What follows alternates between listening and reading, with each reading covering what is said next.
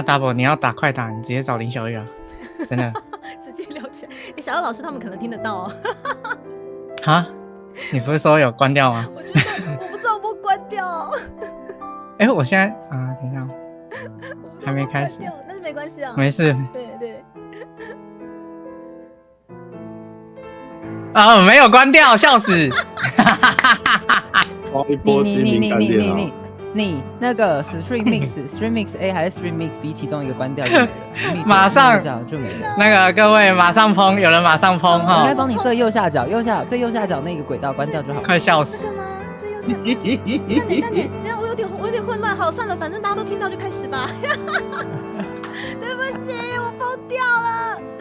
明明草草之前有教过我的。等一下，我转场一下。我们今天要来到朱迪卡的房间进行访谈了。啪叽啪叽啪叽，啪叽啪叽，谢谢耶！有听到我们吗？我有听到我们哈。对，你们决定有听到，对，然后我就被笑喷了。好啦，就说精明干练念烹啊，谢谢草草没有帮我加一个草字头在头上，谢谢。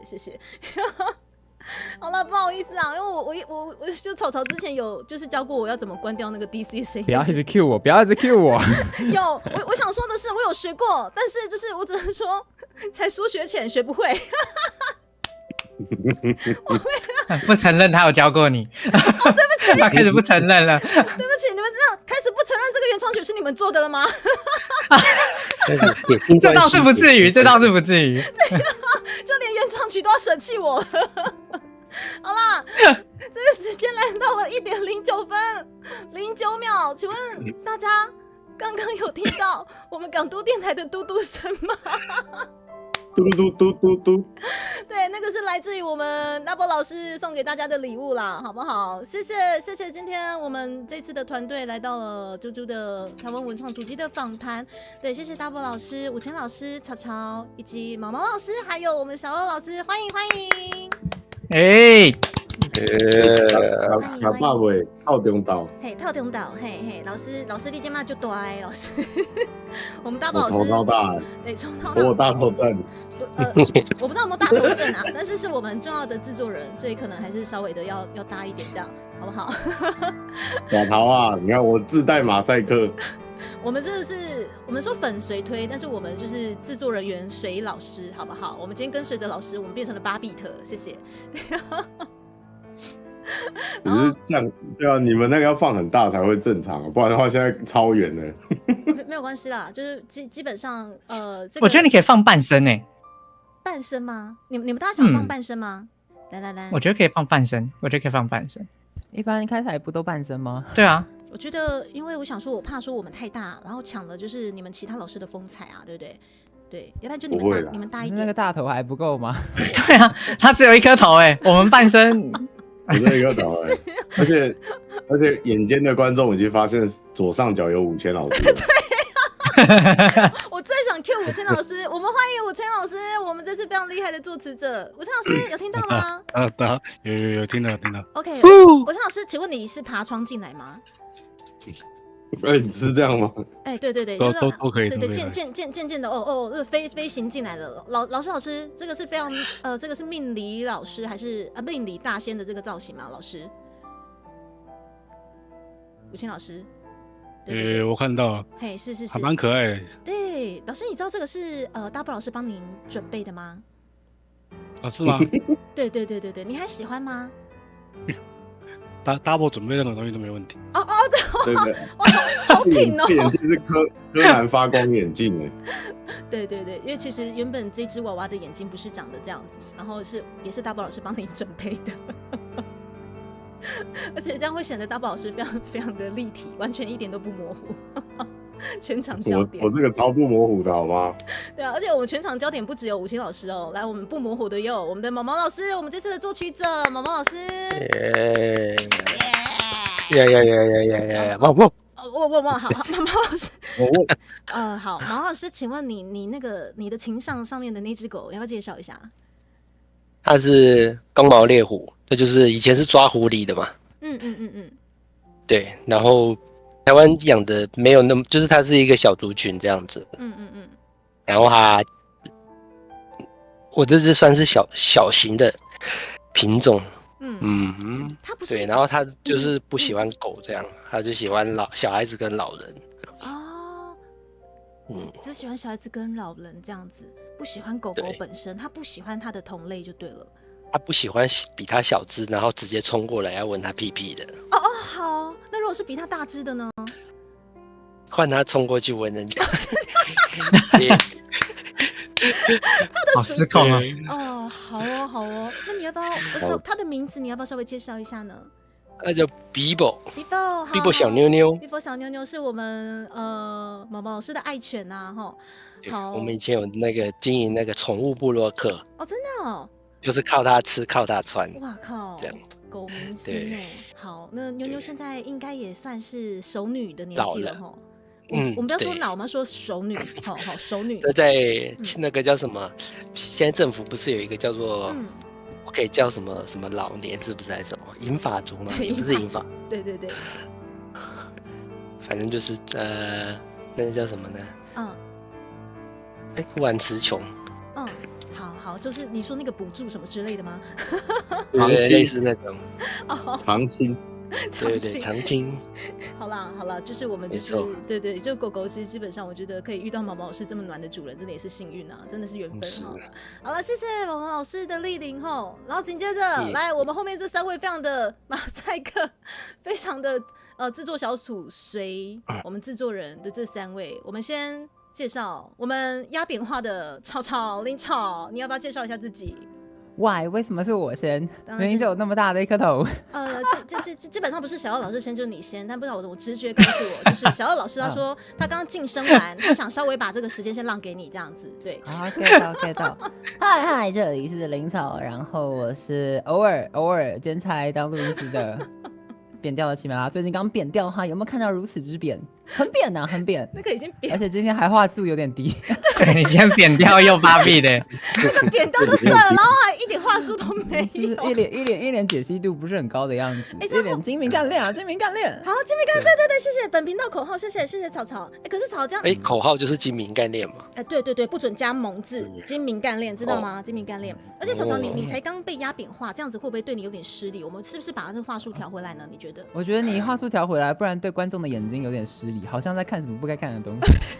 等一下，我们的形状是很诡异吗？我们的形状是很奇怪吗？3条长长尖尖的造型不同。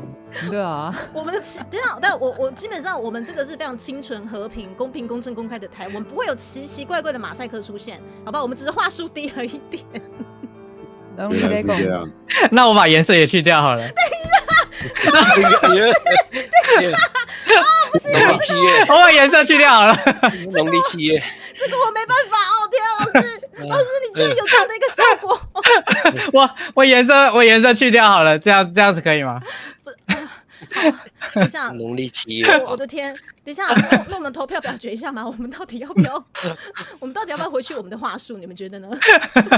我觉得还是回去。我觉得还是回去啊。好啦，你们等我一下吧。我就要马上回去了。哇塞，你那个脸是他奶奶杀小哦！你看我有吓到，我们现在还在中原普渡。我先消失一下，我们现在要回来了，我们先必须消失一下，等我一下。对，我们必须完美的回来。对，我们完美的，我们完美一下，等我一下。这个也是是从这里，然后这里。你把那个 VFX 按掉就好。对，谢谢草现学现卖，我会了 ，OK 了，我精明干练了。对。好，我们回来了。等一下，小老师，我们要很飒爽的回来喽！咻，这个不够飒爽吗？这个脸，太飒爽了！不要站在我旁边吗？哭啊！很囧的脸，啊！好逃跑！好，小老师，对，我们真的是本场的角色。你跑不掉，走错台，林草。林草，等一下，小奥老师，你要不要稍微解释一下你这个林草背后林林草，他的耳朵为什么变绿了？小奥老师，你冷静，不对，小奥老师，你温润儒雅的那个给人家的那个，对，你的温润儒雅怎么不见了？没有，这个是对，那某些情况有时候会吓到掉颜色啊。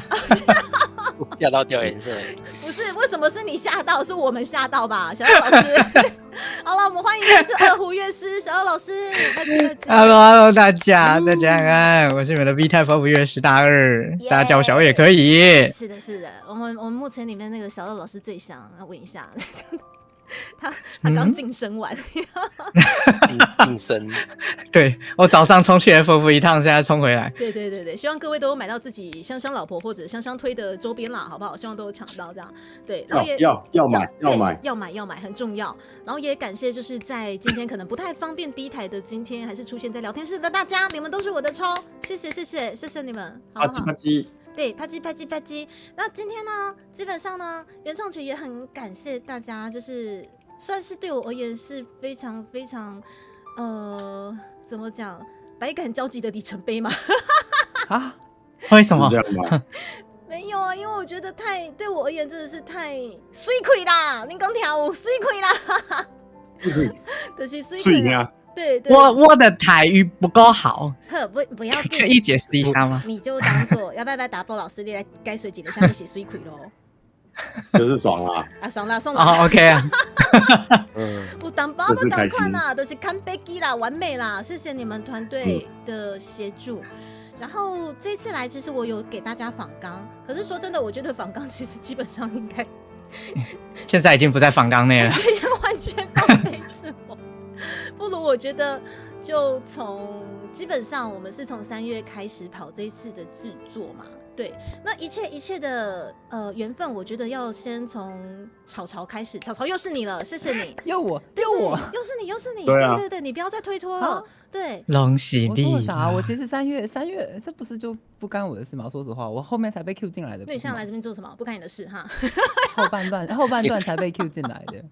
没有啊，但是应该是说我本身就是比较怎么讲，就是除了开台以外的时间比较少，有机会去了解说谁擅长什么，谁不擅长什么。那特别想要做音乐这一块，我根本就完全不懂，所以其实我那时候就只知道说草草对于设备很厉害，很了解。然后刚好那时候不知道我麦克风怎么了。就一个因缘际会，我想说，靠，我的麦克风很像该换了，还是怎样？然后我就觉得说，天哪，我不知道问谁。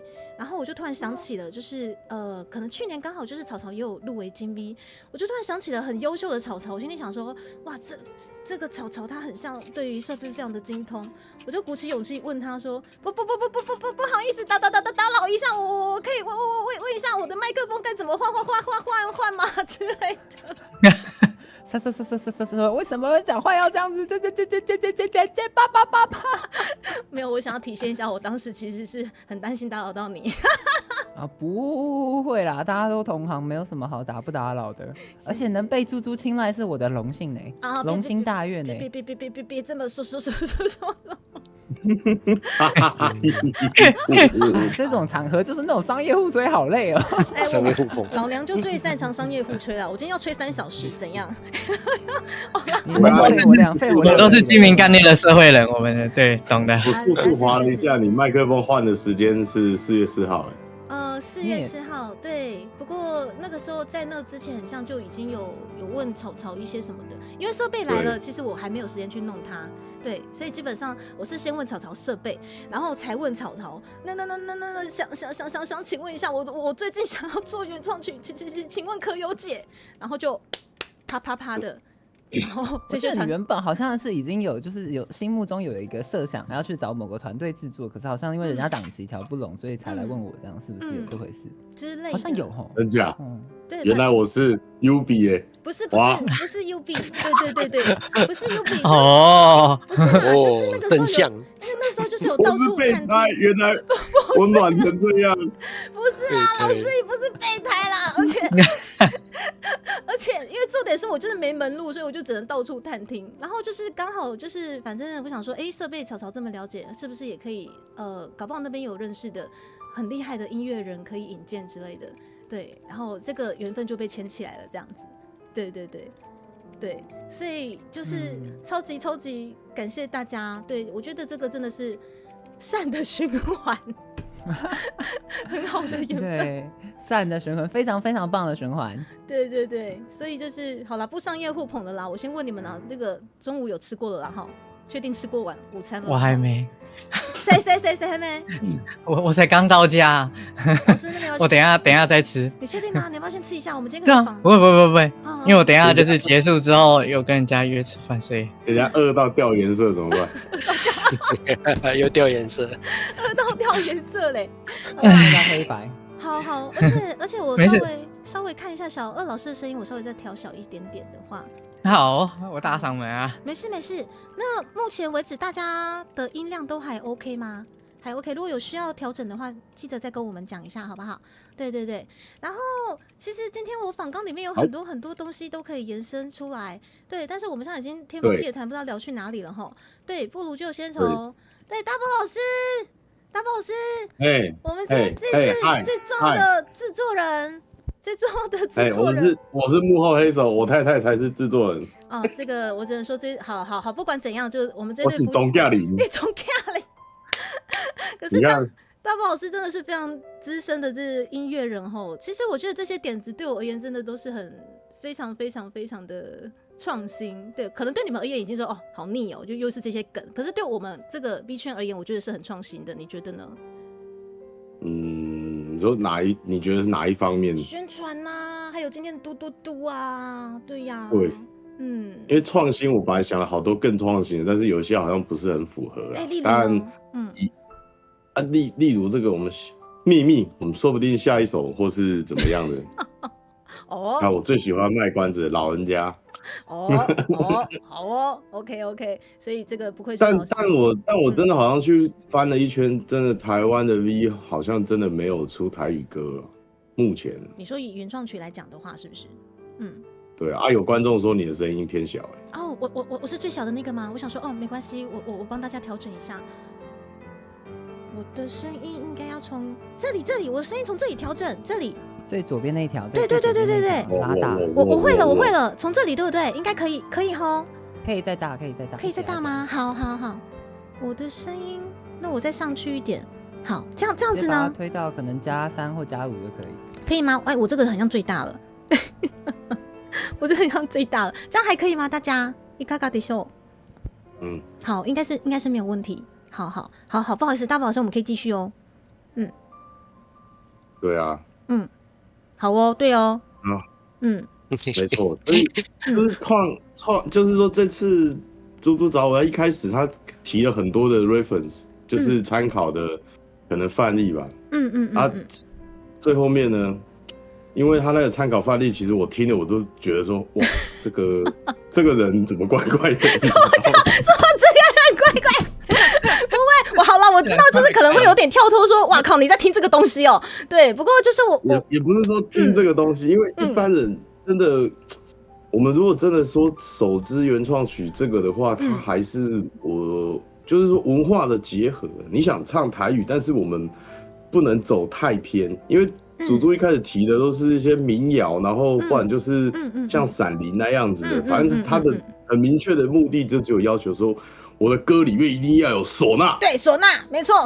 可是我先说，因为他提的歌都是，我觉得一般人应该听不了哦，就是他们会觉得好酷哦，这个太极端了吧这样子。所以我想说，我来思考一下，我是思考了很久，我想说，是不是有怎么样的方式可以让这歌更比较主流一点，又不会说很奇怪，让它就是变成说真的有一个特色进来这样。因为我一开始其实我想做的东西，我其实也不知道从哪里搜寻，因为其实因为我听的歌其实就老实说怪怪的也没关系，应该是说就民谣啊，对民谣之外，但是其实我成长过程中间穿插了很多不一样的曲风，流行也听，然后老派的也听，民谣也听，其实就叭叭叭叭什么，其实听都还蛮杂的。所以就因为这些接受度，我自己接受度高，所以我就是只知道说这些东西我喜欢，但是普遍的人接不接受这个我就不知道了。所以就反正我想说，一开始我也不知道该怎么提，然后老师他就给我一个概念说，不然你就先整理下来，就类似奇美拉的概念。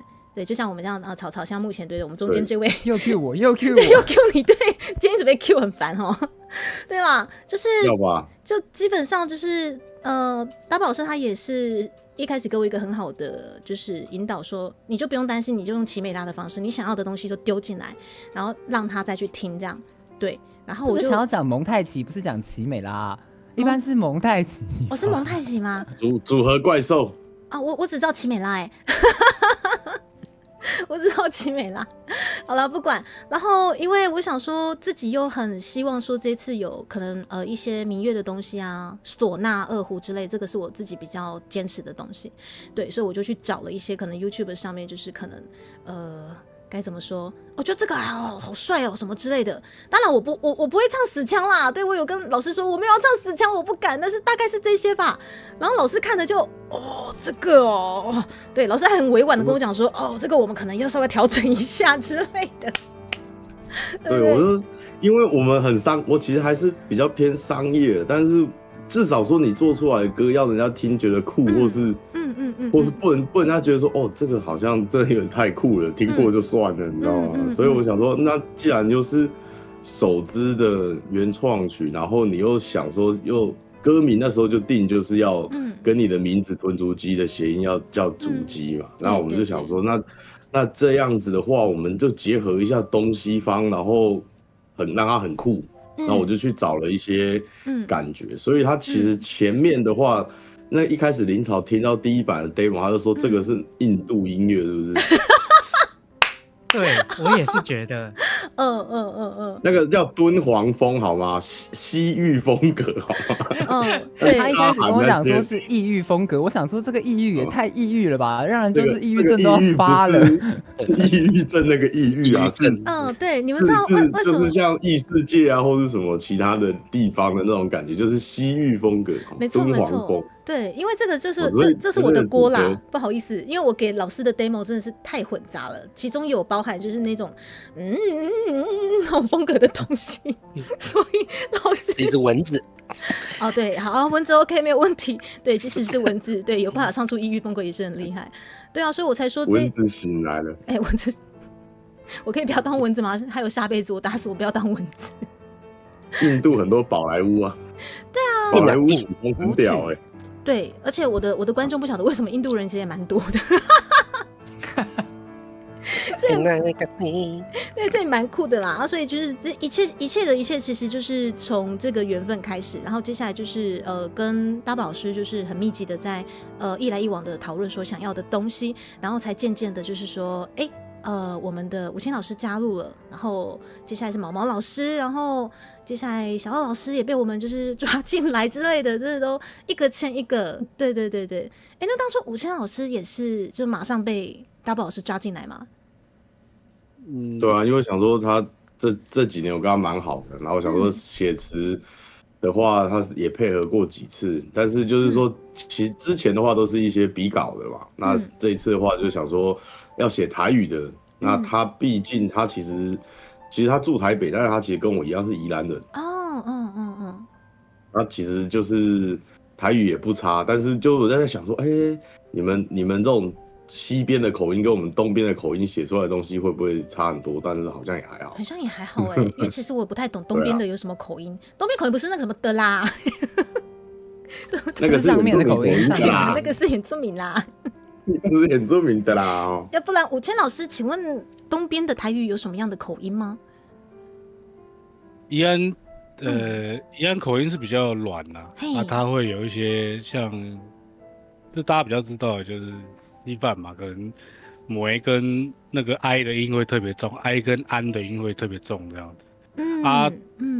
可是因为其实我对台语没有特别的熟啦，我只是想说，大宝说让我来写嘛，我想说就试试看啊。然后因为大宝有特别跟我强调说，有一些元素要加进去，然后希望能够帅气一点。那我想请问一下武谦老师，我听大宝老师讲说，你当初看着我的元素，其实不晓得该怎么写，对不对？就是因为你今天叫我写台语，然后写面线，喜欢吃面线的猪，要很帅，我真的不知道要怎么帅得起来这样。我懂，就武清老师可能当初看着我的元素，讲到哪是咖喱的啊，迪卡咖水是变哪下，各位下个那就 end 的，还是就很飒爽那样子。武清老师，你真的鬼斧神工想说尽量朝霹雳布袋戏的方向去写，很棒，要有这种感觉，希望是这样。然后因为我接到这个 case 的时候，我有去就是翻了一下你的过往的一些影片，然后我有想说，那你这样写的话，可能是会想要把故乡的元素写进来，然后会想要替可能台湾发声之类的，然后就是以一个怎么说？以一个替自己土地发声的这种状况，这种感觉去写歌词。没错，对啊，大概是这种感觉啦。只是我也不知道说是结果怎么样，反正就是打我丢给我，我就喜欢，我就丢给他。然后就是他每次会有试听版就丢给我听听看，说目前做到这样，我说好，那就继续这样吧。然后要改，因为我就跟他说哪里要改就跟我讲，没有的话我就继续做我自己的事情，因为我本质也不是做这个。天哪，就是感觉就是一瞬间就出来了，然后基本上感觉，我觉得就是很多东西就是啪啪啪的，就一瞬间就出来了。其实我还蛮惊讶的，就是原来武谦老师不是本身做这一行的，你的本质真的是算命师吗？命理老师吗？对啊，我是风水跟命理师啊。哇，所以本身在宜兰就是已经算是还就是没有因为我是宜安的，但是我搬到新北，我在新北自己开一个堂，我是住持啊。他是主持，对，我是住持，所以天哪，老师，那你方便透露吗？还是说不要透露，低调？透露，我的第七那个堂分堂。对啊，我的那个频道里面有一个在开心堂问世专区，那就是我的复杂的小房间。也就是说，已经其实有就被透露过就对了。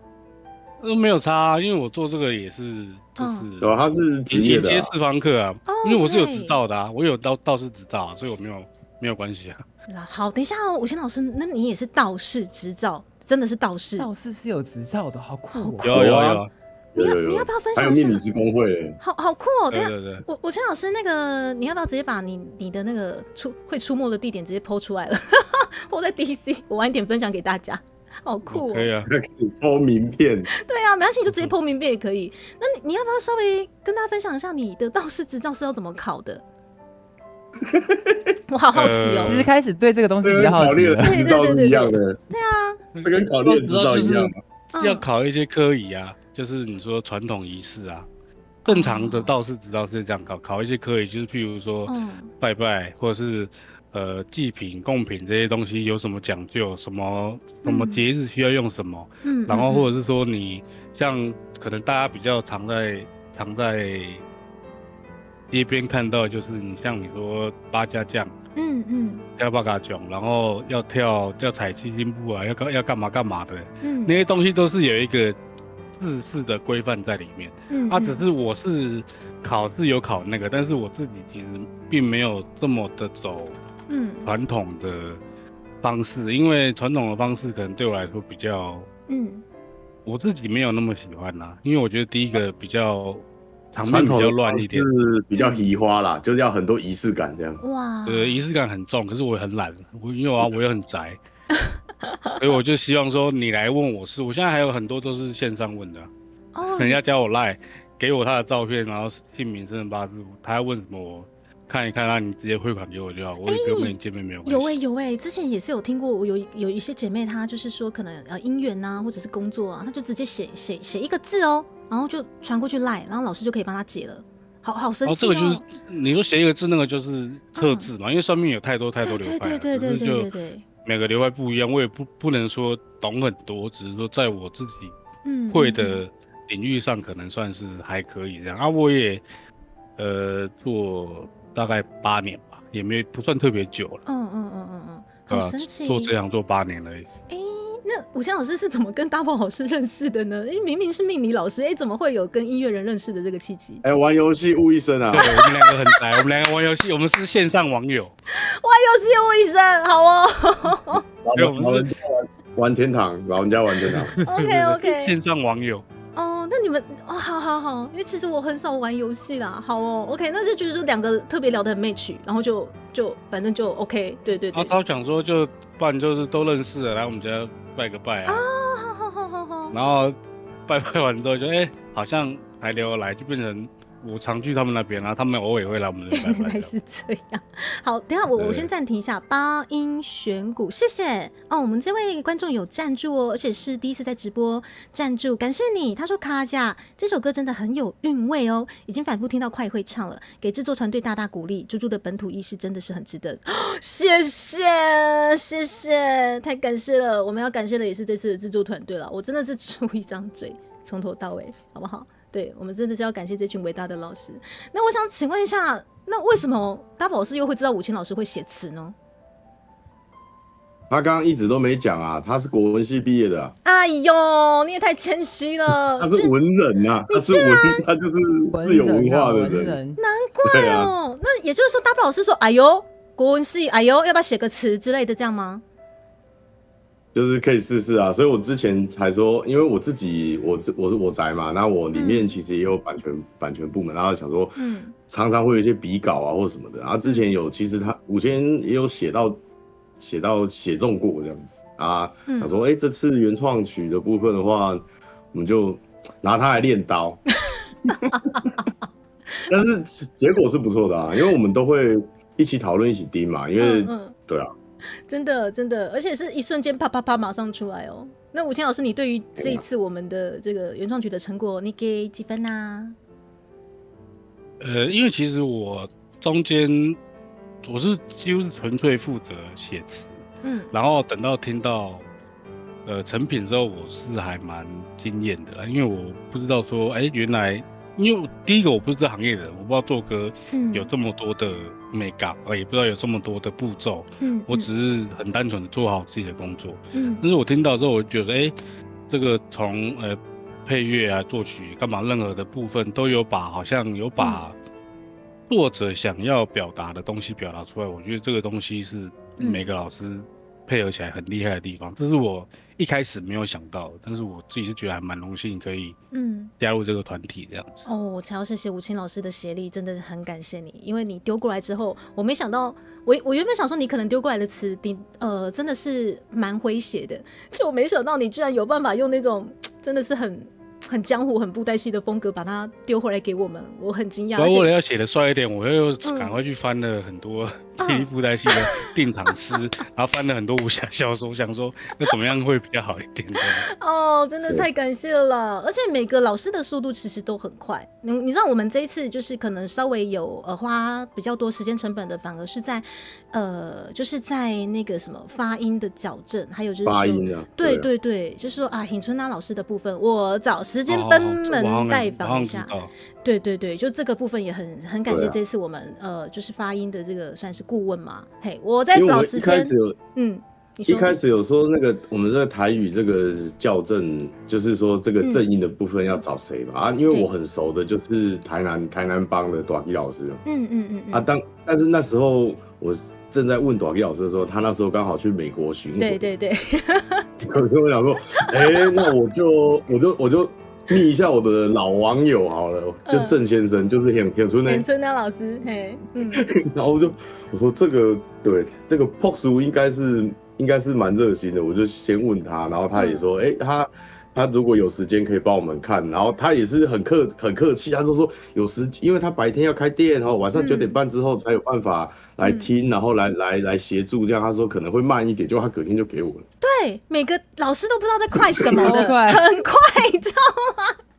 就反而是我自己有时候，因为我太多事情都自己来，所以我很多其实代办事项很多，然后我都想说老师你们都不用紧张，就是慢慢来就好，就每次都给我就隔天马上就回来了，快叫稿，我就怎么回来了，然后我就完全就是很有效率的团队，非常的有效率，非常之有效率，真的很感谢。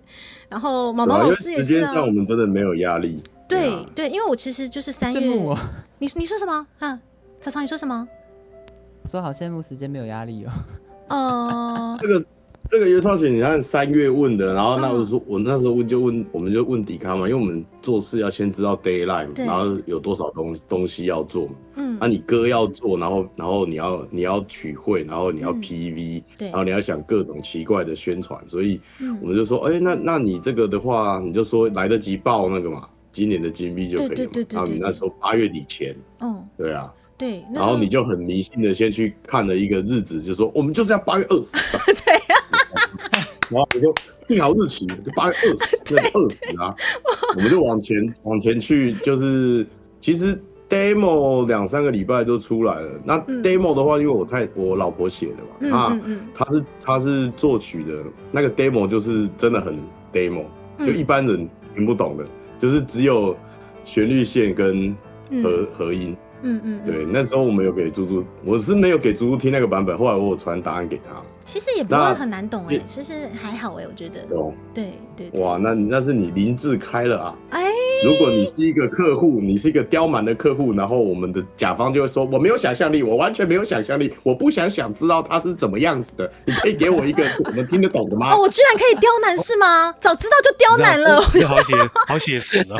我居然可以刁难，我都不知道。我没有想象力，好写实，还有既视感。我不知道，你给我看，你给我听。我原来还有刁难这一招哦！我是那种就是不好意思，老师，我真的这我应该怎么做？我下一步应该怎么做？你可以告诉我吗？我就就是完全在状况外的那一种。对啊，原来还可以刁难呢，我记下来，我下一次试看看好不好？可以吗？你们好的学一些这些。那个反正日子挑好了，然后我们就开始做嘛，因为其实真的这一次的很大的工程是我们充满这个创造力的这个毛毛老师啊，因为因为真的编曲是非常重要的一件事情。没错，对啊，而且就是我们魔王大人也来了，所以看日子，对，因为我自己其实就是还蛮喜欢看可能农民历啊，就是说可能移礼法啊，或是什么移开始啊。你是不是跟我都是看同一个同名历？我前阵子苏佩生也就是看到那一天就是移开始，或者是好像是移什么事情来着的。对，其实曹操我跟你讲，农民历其实大家都是同一本，对大同小异，只是你要细算的话有很多算法啦。只是就是8月20好啊，差不多8月底啊，给大家宽裕的时间好，就是那天的，我要那天开市，就是那样子。是，对啊。下次日子可以直接问我就可以。谢谢武琛老师，直接一条龙服务，对，都帮你选好了。可以。那今天是823呢？对，今天823，但是我们就是8月20号那天首播啊。今天是爆战纪念日。没错。那毛毛老师，那这次的作曲有没有什么想要跟大家分享的？你要不要先从纳卡西开始分享？纳卡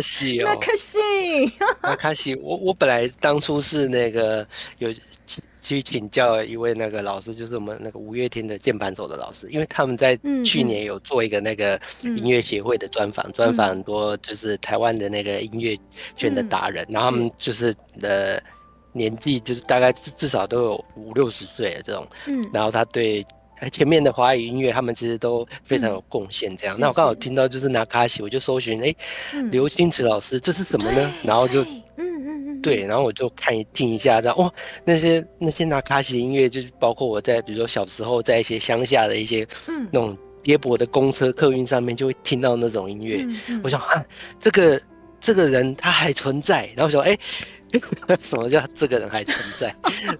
对，然后我就请教那个五月天的那个小周老师，然后我就请他，能不能帮我询问一下，就是刘老师那个时候他大概是使用什么音色这样子？对，然后现在大家看到我在这个荧幕上的这个狗狗下面这个琴呢，刚好其中里面有的音色是从这个琴发出来的。没错，这个琴你们要看，真的是历史悠久，但是我觉得现在要找到这些琴，这种琴应该已经有绝版了吗？eBay 上还有。天哪！对，目前的价值大概市价？目前价值其实没有很贵，其实没有很贵，只是它看起来就是很复古这样子。对，就看起来历经沧桑，这样打过823炮战，是真的还是假的？因为糖果好小。对，然后本来因为什么做这个版本之前呢，我误会了大波老师的意思，我以为是要做那个，你平常在放的那个工作用 BGM 的版本。是，对，我知道。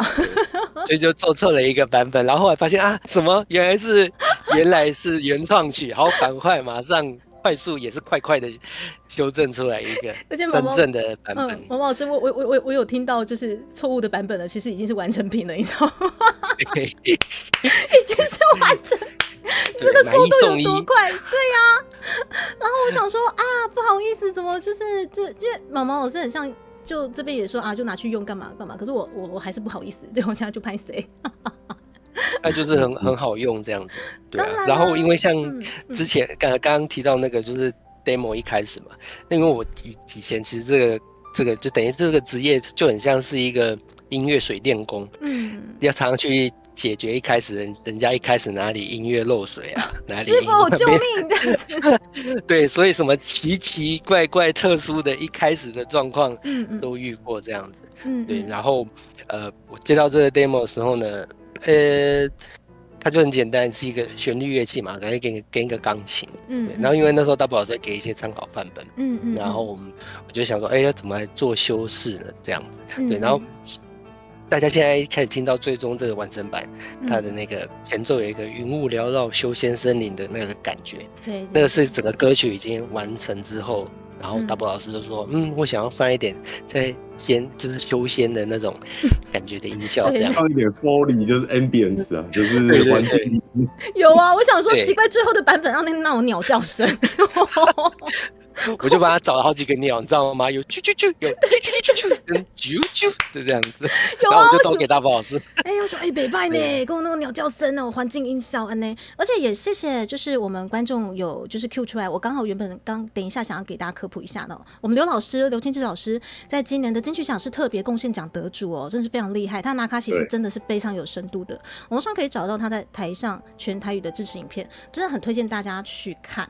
因为我真的也是真心觉得拿卡西这个音乐在台湾真的是非常具代表性的东西，而且就是可能那个音色，对他其实没有想象中的这么的，就是真的实际去听，其实它是很深奥的东西。那我也很感谢这一次，我是觉得刚好觉得，因为其实我一直很想做属于我频道的拿卡西的伴奏，很想，只是我没有说出口。就这一点，我跟大宝是算是刚好有默契耶，因为我那天很像开完教授歌回之后，然后那时候我们的原创曲还是进行中嘛，虽然说已经快收尾了。那天就是大宝老师有跟我们一起玩，就是那个教授投币式歌回的那天的情境就很复古。然后结束之后，大宝老师就问我说：“你要不要把你的原创曲做成拿开西版本啊？”然后我就说：“哦，老师，我很想很久了，只是我一直没有提出来，原来还可以这样，真的可以这样子哎。”还是你怕很贵？对啦，一方面我也担心，还是你怕负担不起？我也担心啊。其实，对啊，重点是就是不知道就是有没有办法负担，而且因为我一旦去问价，我都会觉得说，这就是确定要了那种感觉，就啊，我就不是 OK 啊，所以就一直不敢提啊。然后大宝老师就很好，就没有需要去帮你估价啊，我们问毛毛老师啊，他那个专门的啊，怎样讲就丢给毛毛老师。把问题丢给别人是我的专业。然后我就开始修水电了。谢谢。还有高汗流浃背，转，太感谢了。对啊，然后就叭叭叭的做出来了嘛。然后就是可能我不晓得观众一开始有没有想到说它居然是跟原创曲有关系。可是我觉得啦，一开始可能大家听到拿卡西可能觉得说它就是一个拿卡西，应该不会有特别有什么关联。可是直到钢琴版本的出现。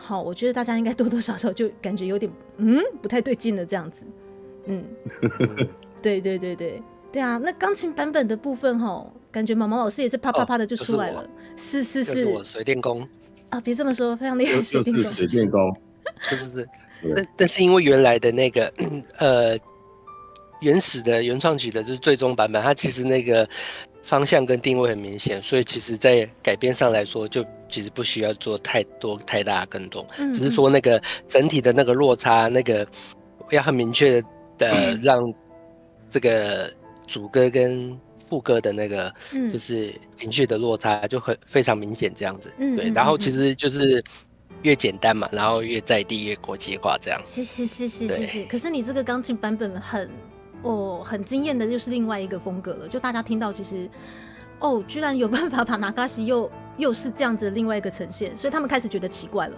对，开始在猜某些东西了，对。有多奇怪？就是说，为什么是两个曲调感觉差不多，但是是什么？是不是有什么什么什么之类的这样子？什么？对，有放入什么？就有猜到啦，但是没猜到也是有啦，对。那就是这一点啊，就因为钢琴版本实在是旋律也很唯美。那其实这2天刚好都有 B 鹏鹏，就是琴师的 B 鹏鹏询问说，请问卡甲原创曲的钢琴版本，请问有琴谱吗？他说他也想弹看看之类的。于是呢，我就去问了毛毛老师，然后呢，毛毛老师怎么回答我呢？好，你现在现在可以就直接好来，就是熟悉这东西，就是直接把它编出来这样。也就是，然后如果需要这个谱，就变成说，额外可能需要另外去找采谱的人把这个钢琴谱采出来，这样。好，言下之意就是毛毛老师回我没有琴谱，他就是直接编出来了，没有琴谱。是的，刚好训练大家的耳朵的能力，这样子。我的天啊！所以这个应该通常如果要编的话，一定要先有琴谱。如果是入门的学生来讲的话，一定要先有琴谱吧？是吗？对，但是入门的话呢，反而可以先从副歌的那个地方开始。先对，就是要练习的话。好，这个能不能扒谱是一件功底的问题啊。然后还有就是，毕竟我们这个制作上的话，也没有说真的就完全像日式一样照正规流程走。正规流程的话，他们就会说字谱啊，然后那些乱七八糟的一大堆很详细的东西。但是，你觉得需要吗？我如果出一个谱给你，你会看吗？我看不懂，对，看不懂。但是我相信，有兴趣的琴师，对，然后就问过来了，我就我帮你问看看，对。因为其实这是流行曲或是什么的，它其实是2件事情。因为像就是说看本身直接作曲的这个人，他有没有做这件事情？因为他像我老婆的话，他就是他也是旋律会写简谱记起来，然后。凑完了他心中的想法的时候，就是我们这个歌的话是3段嘛，就是 A 段就是比较西域风格，然后唱的比较轻松的嘛，然后 B 段就是比较细腔的那一段嘛，那个，然后再就是副歌就是一个很流行国语芭乐歌的副歌大歌这样子去炸的。对，有。所以一开始我们设计就是因为我听。你委托我之后，我们也去听一下你的歌回啊或什么的，知道说你大概能够唱怎么样。那这一次的原创曲，我们甚至没有对过 key， 对不对？对，没有，完全没有。正常我们要做一个歌，我们会先来你在老师旁边，然后我们来开始按钢琴的扣，就跟你说，你最低唱哪里，最高唱到哪里。对。那其实我们后来就直接就是我们去听。你大概能唱哪里？然后我们直接非常精准的预测，然后我跟毛毛老师讨论一下，说，我们这个要直接要改 key 耶，还好没改。对啊，对，这个也是我自己很感谢的地方，因为就是老师真的有在我的频道偷偷做功课啊，真的，对啊。就是因为你习惯唱的歌，而且你歌路又很广，所以我们很多就是听过了。大概就可以知道说，你高音的地方，你激烈的唱法、唱腔的地方可以唱到多高。那低的话，是那些你平常比较念的民谣的那种的，可以到什么程度？所以说，这首歌我们怎么设计，就让3段非常的跳，所以这个跨度其实是比较大的，就跨度超大。然后我那时候听到就是 demo 的时候，这个爽歌。对，我那时候，但是其实因为 demo 就是拉而已嘛，你们给我的其实就拉，然后那时候我想说，这个拉感觉其实我不晓得说我到底有没有办法唱到这里，还是说想说可以更高更低，其实我不知道。然后等到其实我确定是爽歌的时候，大概是我正式就是我在自己摘录给老师的一些 demo 的时候，我才发现，哇靠，是爽歌哇靠，是爽歌。不容易这首歌你要一次过唱完很累，对，要刚好你有健身，你才有办法。应该是说我昨天肚子饿的时候，真的没有办法测试，对不对？对，但是我觉得我晚上在驻唱的时候，但是那是未公开直播，那个就感觉比较满意了，对，因为吃饱了。这个圣诞节。对，我们放上了我们非常美丽的魏妃娘娘，老婆大人怎么这么美丽？我要跟落去啊，公营献嘎了。公营献黑呀，娘娘呢？我们这次这是 demo， 非常感谢娘娘。娘娘今天可能就是有外务，或者是不方便过来，总之放在这边，感谢娘娘的参与，放在老师头上。在窗户上。我们感谢娘娘，很生气，对，看着眼神，立牌画在那个上面，在头上，乖乖。而且大宝老师，你老婆真的是太正了，你这样会被烧，你知道吗？太正了。没事，没事。这个必须吧？他现在变成我的帽子了。对，非常非常，我只能说就是一心同体。就简单说，骑在头小上，红帽，披在头上。而且惠妃娘娘她的声线，她是比较低音炮的美女，是吧？她平常讲话比较低，但是她其实也是，就是女高音。她是女高音，她是就是女高音，你能唱的她都能唱。哦，好酷哦！因为我跟她对话的时候，我其实蛮紧张的。哦，好正哦，声音传过来都是香的。就是他平常就是比较讲话比较少啦，所以就看起来就很酷的。对，所以他就不太喜欢谈话节目。OK， 没有关系。对，但是就是都交给我讲啊，可以啊，专业讲话，交给老师，而且讲话大师，讲话大师，录语音都不打字的。对，我可以懂。老人 #老人，我懂，因为我其实也是忙到就是基本上都是语音，对，语音好方便，是，因为语音真的太适合我们这些就是忙到就是说对，好老人没关系，5003岁我老怎样？老人，好啦，这也是惠妃娘娘的部分吼。这个接下来小姚老师轮到你了，你先到前面来一下，来。好。来，武谦老师，我们先休困几嘞。武谦老师先到边边一下，然后你先喝个水哈，武谦老师，然后毛毛老师来。没有五千，等一下就要闪退了。对，武谦老师应该等一下差不多。你有问题要问他，我们先速。也可以。观众朋友有没有对于就是歌词的部分想要询问老师，还是说老师，请问你是在哪里占卜的？请务必告诉我，这样也是可以的，好不好？我们马上就是。等一下，我们也分享他的他的堂的官方 LINE。可以，没有问题。对，一定现在都要医化嘛，我们就要网络化这样。对。那我来做一下那个武谦老师这边的结论好了。好啊。就是我们写词嘛，写词正常来讲就是先按照音，然后把要的格子写出来，就比如说几个字啊，或是怎么样的，对不对？就正常写词是这样的哦。那我们通常呢，我在做制作的话，都是先有音再去谱词啊，因为有一些人他会先写词的，再去想办法谱曲。那我们就是先有音的，他就会照着那个框架去把词填入，所以他就是一个填词人这样子。那中间呢，一开始你有给一些你想要的方向啊，或是那些文字上的东西，这个你还找得到档案吗？有吗？我们其实也可以给，不然就是我们到时候再你密信再分享给观众看，就是说，我们当初到底是怎么样？反正基本上迪卡就给我们他的例会，跟他频道上的介绍其实是一样的，就是就是我是台湾 VTuber 朱迪卡，我要推广这个台湾文化，茄子蛋是台湾的 LV， 然后喜欢吃面线，然后我不是说喜欢吃面线，老师造谣啊！是造谣哦，造谣！原来是这样，我是误会。反正我就是说，它这个词里面要有面线啊、香菜啊这样子。对，阿嘎吉。然后对，然后大家都会很说你金蒙干练，然后天蓬元帅这样。老师你在造谣。然后，反正就是这些东西，这些元素就是我们那时候给他的这些，反正就像 puzzle 在中文叫什么那个。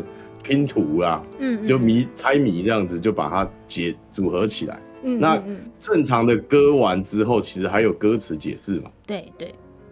那因为我们要做这个台语，然后其实这个中间又有戏腔这一种的段落的时候，我们就会去致敬一些布袋戏啊，或是什么的。那其实我们那时候后来，你有先 PO 的，就是他甚至也帮你写了定场诗啊。对。其实我们有定场诗，结果最后没有念。有啦，我有念啦，有啦，我有啦，我努力的念，我的边念边上场，我有啦，我努力了。那个背靠就有点太可爱，又很像那个有点萝莉神在念定场诗，那个跟你那个霹雳的那种我们看以前既定印象那种定场诗好像又不太一样。我努力了，我真的很努力，而且我努力就是装的我很飒爽，我努力了，真的。然后定场诗它也有白话版，所以就是反正这个词弄完之后，歌词解释啊，然后甚至延伸的这些诗啊，因为定场诗其实也是算诗词，所以其实它整个整包我们都是这个5000完成的嘛。除了他不会台文字，所以我们得找你的朋友跟田春老师去帮他协助，让他变成真的就台文跟台罗啊，台罗也是我们热心的网友帮我们谢谢派先生帮我们修的，对啊，啊，所以词的部分大概全部的东西大概就是这样，就是词其实有一些写词的词人，他通常都是唱片的企划，所以他会把宣传的东西都写得很细，因为我们当初有参考其他人的，但是我们可能文笔啊跟这些没有那么好。没有，我觉得你们已经很好了。一首歌可以写几千字的，你们已经很好了。我们的哇，跟我比起来，尽量的哇写出来这样子，对啊，然后我们感谢这个派翠克先生，他帮我们整理那个台罗的部分啦，真的很感谢，超级感谢。那个是我自己的工作，但是我真的真的太多事情了因为我们还有最近还会推出另外一个版本，但是我们可以在这里先预告、先爆雷嘛，就是我们会出那个 KTV 版本的影片嘛。我们就那时候我就在跟迪卡说啊，你那这个台罗什么时候搞好？我每天都是你什么时候搞好你的台罗？你什么时候搞？对，但是他就说我有空再去按。对，而且但是我觉得就是大家这个团队其实大家都很忙嘛。那其实老师讲归讲，但是他们真的都是很暖心的那种，就是他没有他其实就是知道说我这边很忙，所以可能他自己也心知肚明啊呵，没关系，应该是首播那天也出不来，然后就跟我讲说好啦，没关系啦，你就慢慢弄啦。他多暖，你知道吗？其实就知道我已经忙不过来了，但是还是希望弄出来的这个情况下，我还是没有弄出来，因为真的太忙了啊！所以非常感谢这次有协力的观众们，还有就是反正各方面啦，对，还有其实大宝老师在这几个月真的是已经算是真的很像是这个团队的小秘书兼老板了，你知道吗？就是他有很多细节其实都帮我们做得好好的，但有些可能没有跟我讲，但是我有感受得到。哇，老师真的是很贴心，他真的是暖到不行，但只是比较爱讲干话，对不对？幕后黑手，幕后黑手啊。我之前的网站，我的那个 title 是站长，但是我写工头。工头是什么东西就是工头啊，包工头啊，发包各种工作下去的人。水电啊，泥作。好，那也可能就是因为这样特别就是引来了就是非常有才华的好兄弟嘛，5000老师跟毛毛老师。对，因为你们这样特别聊天特别投缘投机之类的嘛。对啊，因为接下来可能等一下5000他要先走嘛，对，然后你有什么话想对感想想对迪卡说的？有，我觉得5000老师，你有听到吗？有。你们两个怎么是反过来的？对，我也在想这个问题。因为我们隔空喊话，我们隔空喊话。完了 ，PON。5000老师，我真的超级感谢你用短短的几个 point 就可以把我们这次这么下趴的词写得这么的好，衷心的感谢。对，你真的是太神了，别这么说。对，我真的是觉得专业真的就是专业。对，我真的万万没想到，我就是真的很像小学生。我想推广台湾文化，我身上有咖喱点啊、猪脚、香菜，然后我想唱民谣的东西，然后对，其实我给的 hint 都真的就这些而已。然后老师啪啪啪的就出来了，我当下看了，其实我很傻，因为你真的是花的时间比我想象中的还要快。好厉害，谢谢，我们真的谢谢5000老师的谱词。我自己也有点担心你会一直把我退回来叫我改，所以我一直在等说，随时叫 U 比要改词。所以我应该退回去跟你改的吗？没有不一定啊，但是就是觉得好像还好，就是你们还算蛮采纳。大家都接案接到恐慌了。真的吗？你真的很怕修改，看到要修改就看到改会很害怕。因为其实我不知道可以修改，可以修改。我想这个已经很厉害了，还要改什么？我反而只是担心我唱不到那个味道，我担心的是这个而已。童叟无欺呢，怎么可能不能改？开玩笑，童叟无欺呢？对，我下次知道要改了啦，好吧，5000老师，我下次知道可以改了。不要学这些奇奇怪怪的东西，满意 OK 就直接过了，不要鸡蛋挑骨头。我现在要讨厌这种魔真的家伙。我现在像这一次这样的合作模式就很好，大家都很迅速，很迅速啊！我也觉得这次真的是很迅速，而且大家其实真的都很顺利，这个是我觉得真的是善的循环啊！谢谢老师，吴清老师，感谢你，真的感谢，善的循环啦。对，真的是善的循环。OK， 做功德。虽然说我们这个画面看起来蛮混沌的。OK 啦，好啦，那我就先去另外一边接客，没有问题。你们慢聊。好，那吴老师，你记得把你的一些不管是线上还是名片都 po 在我们的 DC， 然后我之后就帮老师推广一下。有，我有贴那个刚刚来了。OK， 谢谢老师，我们恭送5000老师，老师要走了。那我们让他去窗台，让他去窗台啊。窗台好，老师。你可以把我说小小的丢在窗外面就好。老师要飞走了，老师要去算命了，老师。那个灵鸭还要休息。对，我们就在那边。好，老师在那边看着我们，老师像在算命了，对，他的客户在那边，对。在窗户那边，好，看你像背后领包，为什么？没有，那个要掉色，这个有色，这个有正常的，这个要掉色，缩小，不要掉色啦，这个中原普渡，刚刚沙赫不好啦，感谢你像细说台湾直接变小。代表老师他的灵压跟我们同在，好不好？对，谢谢5000老师。好，那我先去那个，等一下如果回来你们还继续的话，我再看你要不要再。可以，没有问题，我们随时为您就是你现在这边随时为您准备好。DC 就开着了 ，DC 就开着。对 ，DC 开着，你就在书上，好不好？看着我们，好。OK， 好，那我先撤了。拜，谢谢你，恭送5000老师，辛苦了，对啊，然后我们把小2晾这么久，真是。小奥老师，不好意思，让你久等了。对我刚刚没事，我边工作，老师你还在工作，小奥老师，不好意思 ，Kimi no Bandai， 因为刚刚就是因为那个5000老师可能必须要先离开，所以来小奥老师，没事，来，我们下一个要先离开的可能是我。OK， 好，小奥老师，没关系，我们不要这么大，为什么变这么大？可以，因为你待会要先行离开了，然后老师你现在给我们的时间大概是可以到几点呢？没事，还早哈。可以。好，来，好，小奥老师，你就是要这么大，你像是主角了。来，我们现在感谢我们的这次的二胡乐师小奥老师。耶！谢谢大家，然后谢谢迪卡，就是来找我，就是来录这个二胡的部分。没有，我才超级感谢。那基本上接洽的部分也是很感谢 Double 老师啊。对，就 Double 老师那个时候也是就是私讯您吗？对啊。对，然后过程当中有什么有趣的事情呢？因为其实这部分很感谢 Double 老师，我是忙我这边的东西，然后 Double 老师就是帮我就是接洽乐师的部分啦。对，所以这部分就因为就这个就是从编曲完善了之后，然后毛毛老师先用 MIDI 做了全部的编制嘛，就是这个就是功底啦，就以假乱真啦。就到时候因为我接下来应该也会跟大家分享一些这一首歌的制作的流程。那就会给大家听一下段落的 demo 或什么的。那我们一开始的话就是全 MIDI 的把这个歌都干完了嘛。那我们有说要去搭一些民乐啦，然后什么，但是我们要找各个老师搭的话，其实也有预算问题啊。对，因为我们会想说是，老师自己在家里宅录就好了，还是说我们会集合起来去录音室再去录了，然后这个的话所花费的预算就。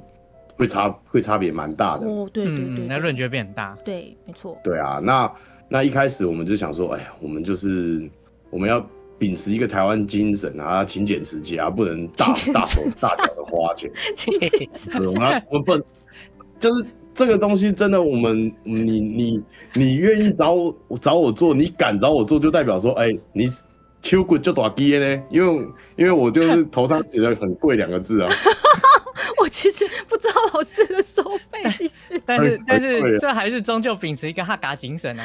有啊，但是我觉得大宝老师他很暖呢，他就一直跟我讲说，猪猪不用花的不用花，不用花的就不用花，该花的再花之类的。对啊，非常对啊，有秉持的非常客家，所以才会出现离草啊。本来一开始我们要，你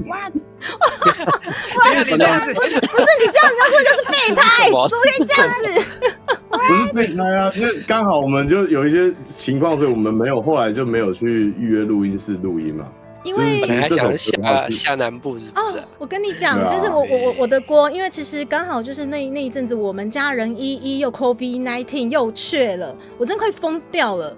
对，所以就是大家在 Twitter 上面看到的那些录音，都不是在录我们这一次，我们这次完完全全宅录。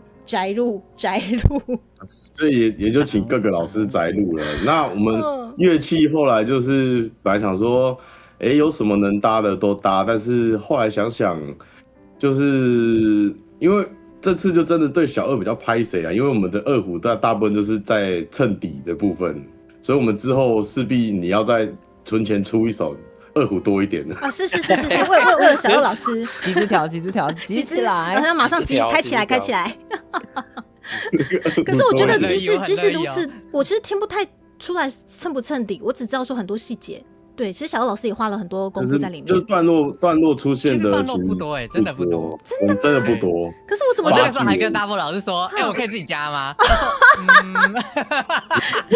加，那我们试试看。但你会多做工哦，有可能就被我关掉了。对，我后来就还是没有，想说好吧，那我就先那个，对，这次先轻松嘛，之后我们可能再做些其他什么好玩的。啊，那个不叫做细节吗？好，你说，就是大波老师当时给我听的时候啊，那个 MIDI 的二胡已经是很真的那一种，因为对，说现在很多人用那个 MIDI 二胡啊，听起来都超假，那个我超级受不了，每次听到我就要受不了一次的那一种。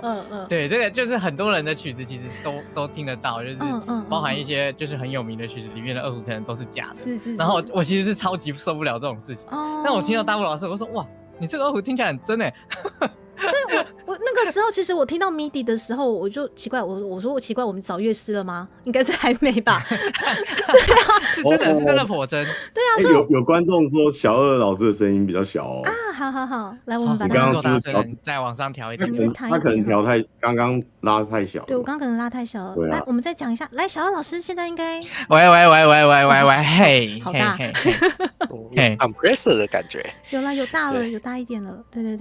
好，对，然后总之，我那时候听到的时候，我第一个想说，我就问大宝老师说：“嘿，你这个 MIDI 很真呢，用的很好呢，因为很难得会听到 MIDI，就是对我来说是我觉得可接受，对，可接受的，因为国乐器的 MIDI，其实二胡是比较难，就是弄得像的，就是对弹拨乐器其实是比较容易的，就是像现在琵琶、古筝那些，就是可以用到，你听起来不知道，有时候连我们自己人都不一定分得出来到底是不是真的。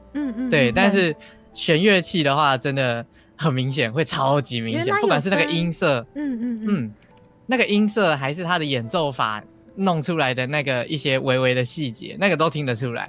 对，刚才我好好奇哦，他用哪一套音源的？对啊，哪一套呢？我也想知道。科普一下。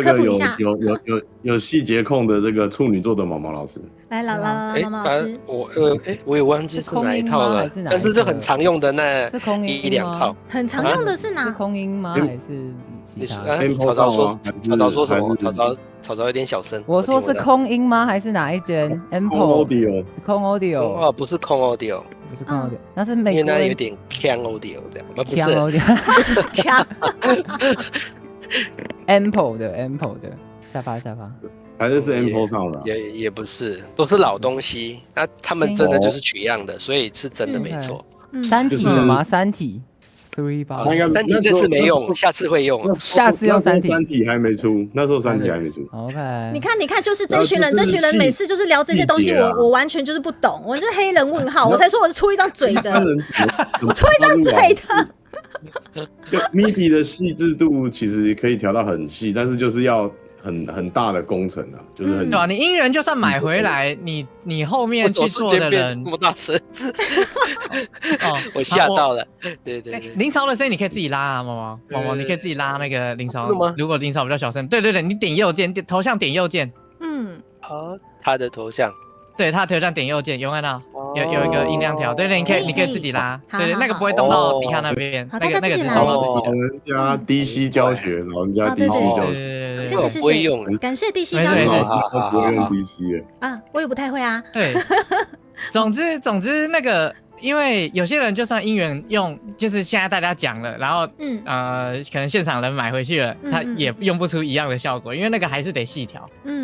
对啊，对啊，就是我调到我听哇，难得我会觉得不需要我了吧？没有啦，没有别这样子。做过类似的那种像女子12乐坊的那种改编曲，对。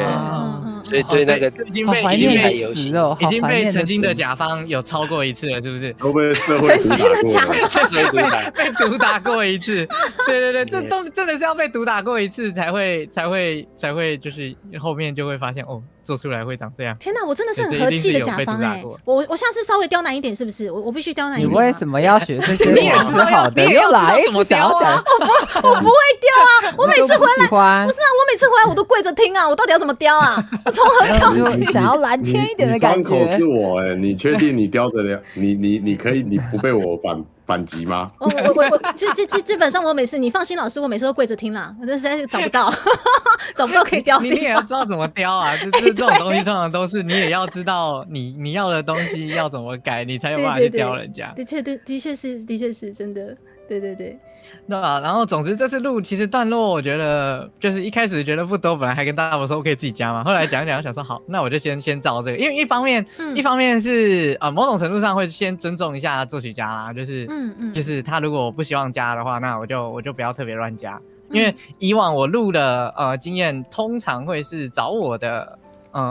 因为他可能就是没有这么熟传统乐器的东西，或是句法的东西，所以他并没有写的太遵照传统乐器的一些语法的就语汇的东西。对，那我就会自己改，然后自己加，然后通常那些作曲家就找我来就是为了这种事情，是他们也不会说哦你不能改啊什么的。那但有时候有些会，那我就想说，第一次合作我就先不要这么那个啊，我就照着先演，然后就是因为就是我们的师母那边写的非常的好，对，听起来是完全有在那个我们传统音乐的那个语汇里面，所以是也不太需要做什么大改动啊或什么，就是本身就在这语言里面就没有什么大问题，我只要用我的就是技术把它拉出来就好。对啊，那原本我还有另外一个想法，是因为他写的那个音乐的原本的音色啊，跟整个乐曲的感觉，我原本想换另外一把琴，就是我本来想用大根弦，那个台语是这样念吗？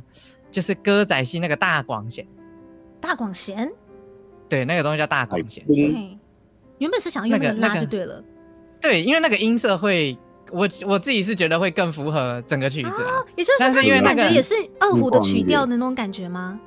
它就是歌仔戏在用的，你歌仔戏听到那个弦乐器是大广弦，大广弦，对，它叫大广弦。我找一下，对，大广弦，比较粗的弦吗？还是对？它的筒比较特别啦，筒子比较大，而且不一样。对，它的筒子也不是一般的筒子，对。也有台湾弦用椰子壳的，对，沙哑哦，那个音很尖，对，它的声音会比较更有那个你会听起来更有台味，就大广弦，我每次都忘记它的台语怎么念，但是理论上我们其实平常在教这东西都会用台语教它。所以它这个对它这个也是分类在二胡里面，是不是？对，它都是胡琴类，它都是胡琴类，然后我都会。对。小欧老师，你可以稍微让大家知道一下你会的乐器大概有？我会的乐器大概有，弦乐器里面只要是二胡类的、胡琴类的，基本上我都会，因为我原本从小到大受到的教育训练就是传统的二胡，就传统的胡琴的东西，然后偏戏曲跟传统音乐的，所以什么就是像这种歌仔戏用的啊，或是那种。京剧的那个京胡，然后或者是可能中国那边比较北方的那种野胡啊什么的，那些我都有学，有板胡、野胡什么的我都有学，对，这一种类型，反正只要是胡琴类的，对，然后包含欧他妈痛我都会。我的天，好厉害！欧他妈痛不是一种胡琴吧？等一下，哇！那个小奥老师，你那个3味线其实应该也是没问题嘛？三味线那不一样，三味线不一样吗是弹全的，三味线是弹的，对，但三味线我没有办法做到，就是像演奏人这么的好。我三味线就是基本功会一点点，对我还在学，三味线是我还在学的。好厉害哟！那你对啊，你是因为我比较家里喜欢传统音乐。传统音乐，那你们家里本身你说耳濡目染，是因为你们家本身也是在做？我家没有我的爸妈没有任何的音乐背景，但他们很喜欢听。以前就是我小时候就是幼稚园，他们就在放温金龙了，所以我就是小时候。原来如此，好老的名字，现在有人知道温金龙吗？我知道，我5003岁，我知道，我知道。对，就是他们以前就是听那个，然后我原本一开始学钢琴，然后后来就是学校就小学的时候学校有那种国乐团，然后就是被推过去，后来学一学觉得好像二胡比较好，我就一路学二胡学到就是前几年，对，因为我后来跟着一个中国的一个大老师，对，然后对他是二胡界的基本上已经没有人比他地位还要大了。哦，我的天哪！对，他是祖师爷等级的那一种，称霸宇宙这样子。对，他的要怎么讲，他的事迹可以代表他的地位，就是他一个人开过一场音乐会给毛泽东听。哇靠！对，他是一个人演过一场音乐会，一个人就演过一场音乐会，下面也只有一个人，那个人叫毛泽东。哇靠！等一下，老师，你是怎么跟他学琴的？线上吗？因为他后来来台湾定居了，所以我就是从国中的时候一路跟他学琴，学到30几岁，就是他前年过世。是，了解。对啊，我就从小。老师呢？回来了。老师呢？回来了。小姚老师回来了。等一下，太灵异了，消失了，小姚没声音了。小姚老师，你去哪里了？等一下，他疯掉了。小姚老师，他讲了毛主席的名字了。哇，天哪！讲了不该讲的东西。西加大是不是有来看台？西加大常出现。无声。我的天哪！等一下，这才是太灵异了。我记得小姚老师很像之前在普渡的那个企划也有发生类似的。该怎么说？这个中原普渡电脑崩掉了。对啊，他电脑崩掉了。崩掉是不是？小姚老师，我们等他回来没有关系。那我看一下他需不需要？太精彩了，太精彩了！我还以为被国家机器启动了。太敏感了，敏感到不行。而且刚好讲到他的老师，然后过世，然后演奏给毛泽东，然后现在又中原普渡，你要不要这么的灵异啊？我天哪！那个还吉祥月还没过哦。是，好，总之中原普渡大家记得拜拜。我们等小姚老师回来。那这样子的话，如果小姚老师要再协作的话，我是不是要再开一次，对不对？小姚老师，我好像不用吧，应该就正常是进来就好了。那我们就静待他进来吧，我们就继续聊好了吼。然后我们先把这个林头大广弦，我们放在跟那个武清老师旁边陪伴他。这个弦直接变成零压的部分，就变武谦老师的乐器了。对，我们怀念他我们这个武谦老师。不是这样说吧？好啦，紧接着草请到前面来。哇，对，too big，来这次的压扁给大家看个仔细，哇，帅到不行。为什么是被在别人台上被别人操控，然后从头到尾从头到脚？对，操控 play，你看这个漫画风，他是从实验室逃出来的，他脚镣还在。对，这个脚镣有没有超香的？有没有？现在就是被抓去当社畜，那是社畜那边开的。你是逃出来有擦美白双色，为什么脚颜色特别黑？他打卡在脖子那里。打卡。上班打卡在他脖子那里。你看，那个是个插卡机，你看。真的耶，好酷哦！草，你这一身超潮的啦！而且你看到草在讲话的时候，他那个红色的这个有没有好下趴？有没有？对啊，再次被展示。来，草来压扁话，恭喜！他回来了，我回来了，老师，感谢你我要从现在开始念不自杀声明。没事，老师冷静。那老师你回来了，可是你的灵压呢？你等一下，那个会缓缓出现。好，我们等待我们老师的协作出现。我们刚刚是不是讲到了？好，我们刚刚是讲到了不该讲的东西，小姚老师。对，我讲一下不自杀声明哈。对。讲到某位前领导人这样子。对对，某位前领导人。反正对那一趴我们不用重讲了，大概就是这样。那对，所以就是因为我从小到大就是受他的训练，就是学这一块的，所以相较一般学二胡的人，我可能会的比较专的是这一个方面的。了解。那这样子的话，你一开始学钢琴，但是之后还是觉得哦，二胡果然还是我的本命这样子吗？主要是小时候学2样乐器，你知道小朋友就比较没耐心啊。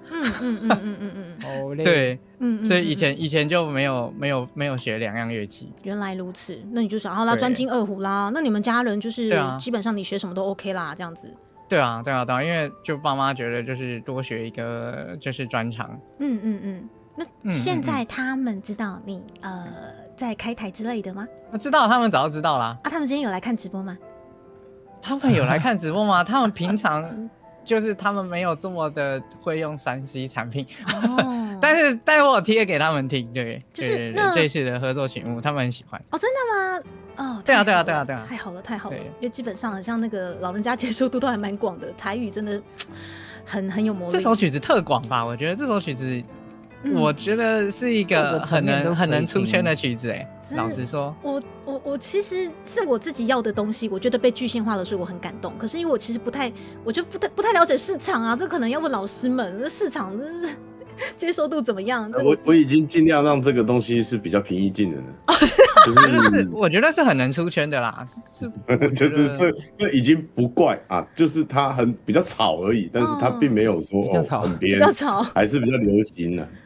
比较吵。OK， 那也就是说，大家就是目前就是这个原创曲，你们自己啦就觉得说还算 OK 这样子，因为我其实这还蛮紧张的，我到处在问人家心得，好听吗？真的吗？不要好小我哦，这样子之类的。你这个威压这么大，他能跟你讲实话吗？要眨眨眼。好，眨眨眼，好，没事，我不会任何威胁，不用担心。你们不知道真名也说了，不知道真名在那边，我不会动手，不用担心。我们现在在开台，好不好？好了，小冷像露出尴尬不失礼仪的笑容。没有，我都已经发布自杀声明了。好啦，而且小浪老师之前刚好就是他的那个生日的那个怎么讲配信嘛，我才知道说小浪老师你是狮子座对啊，我还蛮意外的，因为小浪老师对大家的感觉应该温润儒雅，一点都没有怎么讲。感觉没有那种很霸总，你给我去哪里？你是我的那种感觉。我是狮子混处女。好，对，所以这样就通了，对，这样就通了。对啊，而且你们会信星座吗？你们本身会聊星座吗？我其实还蛮那个的我算我其实算蛮信的你信吗？在男生里面算信就对了。对啊，我觉得我算信那草草你信吗？我普通，主要是我记忆力不好，记不太住那么多复杂的东西。出现了，而且你不觉得这些东西就是把人就是简单的这样子分类之后，变得好容易就是先入为主，就有点像是性别歧视一样，它是一种星座歧视。居然，这是我第一次听到的评论那你的星座会被人歧视的吗？我都不怕了。不是，我的意思是说，就是他先帮你贴一个标签，然后他会觉得你是怎样的人。我懂。对，就你是女生，他会觉得你怎样；你是男生，他觉得你有什么个性。我觉得某种程度上是一种就类似歧视的东西。那请问草草，你本身有设定星座吗？还是没有？我是那个是11月11号出生的，所以是结果你还是设定的不是吗？对，不是你那个日期有，它一定会有好吗？也是只是就不会特别去讲星座这个 part。1耶，天蝎。对啊，这还是要看上升吧？对，我正要讲上升跟月亮，好想帮你们看哦。上升跟月亮给我交出来。好了，草草不信这个的话，那我信啊，应该说它是统计数据，我信。可是就是我不会特别想要把它一开始拿出来讲，因为我觉得很多东西每个人都有特例。对，所以我不会说想要直接就是一开始看到你，我都想要去知道你是怎样的人，我不会有这个想法。我觉得是你相处久了，你大概觉得他跟你很合，我不 care 你是什么星座。好可是有些人会因为说你是天蝎，或者是你是什么东西，你一开始就不想要跟他走太近。有些人会这样。其实我不会我只是听一下哦，好哦，你就那个星座啊，就这样啊。对，你潜意识里面，你就会觉得他是怎样的人，你会想要怎样跟他相处。有些人会。哦，原来如此，好，这样子讲好了。我目前听到的，我们的制作团队呢，信星座的有大布老师、小二老师、毛毛老师，你信吗？还可以。那好奇我们道士老师信不信？对，就差他一票。他信啊。那你被排挤了，曹操，你要被排挤了。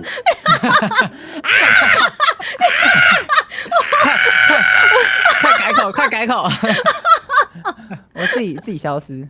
好啦，也就是说五天也是天蝎座的。哦，也是11月吗？他是10月底。10月底啦。好，也就是说，草草你可能看到一些星座的评论，你就嗤之以鼻这样子。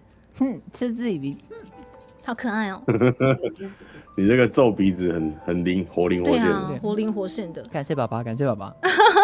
而且草草这次很刚好就是我们在就是首播原创曲的当天，刚好也是鸦片的初配信然后非常非常的成功。我们这次断了吗？你直播竟然断了，直播断了。我说我的直播在转吗？马上要碰掉，断了！现场直播目前为离线状态。真的假的啦？怎么换我这边了？回来了！你们听得到我吗？今天怎么了？好恐怖哦！好恐怖哦！天哪！今天打雷电应该比较起来。今天怎么了？我普渡那一天也是这样子。我的天哪！不是，我们到底我们不是乖乖的在配信吗？好，回来了吗？大家，我们在这里。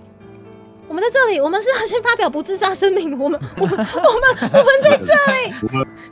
我们被国家机器盯上了。好，国家机器已经开始运作了，那个速度太快了吧？速度太快了。我的天哪！而且刚好在这个怕有人降落了，是降落是塔塔吗？是。塔塔，该不会是习大大降落了吗？感谢塔塔的。别乱说话。曹操，真的，你知道聊天室真的会出现主席吗？对他真的会主席，有时候会出现。我知道，我都会说你要不要加我高阶会员？有一个对毛主席加你会员，我都会说毛主席降落成功，对，谢谢你们的降落，有看到了大家，谢谢你们，谢谢塔塔带领他的野狐们降落。我们方才有一些断线，但谢谢你们帮我们补足的能量。我们在中原普渡的时节，不晓得为什么刚刚经历了小贺老师突然被消失，然后好恐怖。对，然后我们刚刚讲到了一个就是对一个大人物之后就消失了，然后现在就是刚刚方才不晓得为什么猪猪的配信也断线了，对这个神奇的力量。总之感谢降落，感谢降落。我们今天就是很荣幸可以邀请到我们本次制作团队，也就是我们在8月20号首播，然后已经发行的卡甲竹鸡猪猪的台语原创曲，台语台语原创曲，好不好？支持起来，好不好？谢谢你们大家。然后这次的创作团队也是非常的优秀。对，谢谢你们。然后你们现在目前看到了前面这次非常帅气的奇美拉，对我想再访问他。为什么把我放那么大？刚刚讲半天把我放超大，我一直在这不知道干嘛，有够尴尬。我就是要让你尴尬。好啦，我们聊到了我们远端录音，来继续，这个真的是感谢，因为我从头到尾真的就是当白痴，你们在干嘛我真的都不知道，真的，好不好？也没有到白痴啦。其实远端录音，我觉得。以前可能没有那么盛行，是从疫情的时候才开始。其实，以前比较多的是远端监棚，就是像是我们这个 double 就是很称职的，常常帮人家监棚，我们俗称监棚元帅嘛。那常常帮人家监棚元帅，因为对岸他们都叫录音棚，所以他们就是监督那个录音棚。所以，对，歌手在录音，我们远端听，然后边做着自己的事，然后看他有问题。那我问一下，配唱跟监棚是一样的吗？其实不太一样，不一样。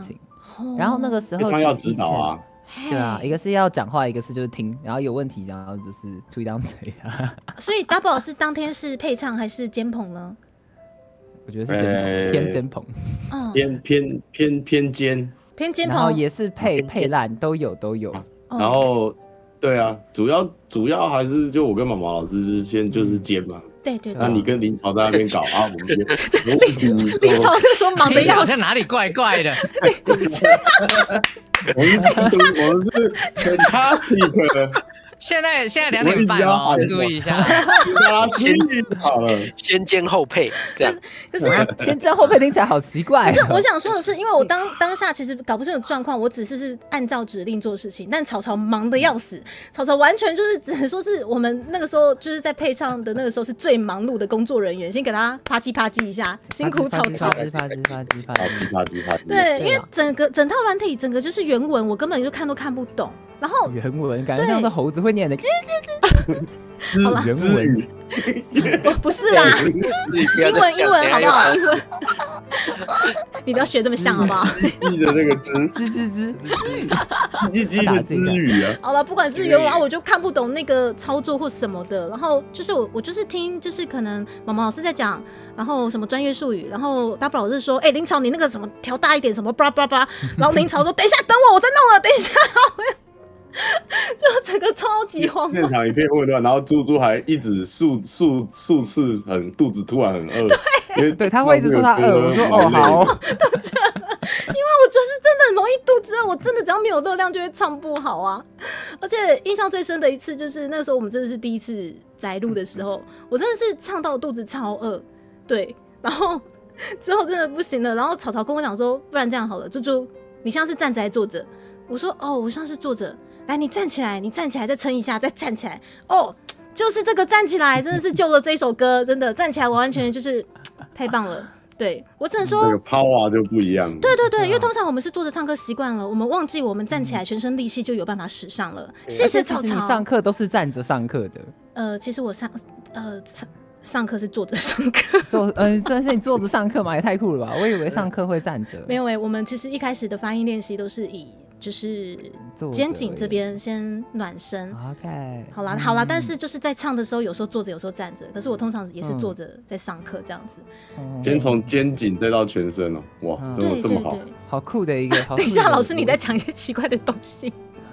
不是啊，就是一路按下去啊，颈肩背头手脚，就是对啊，颈肩背一轮。我是在讲正常，要不要外加？不是，你看，我就说嘛，我明明在讲正常的东西，他有办法歪去那边。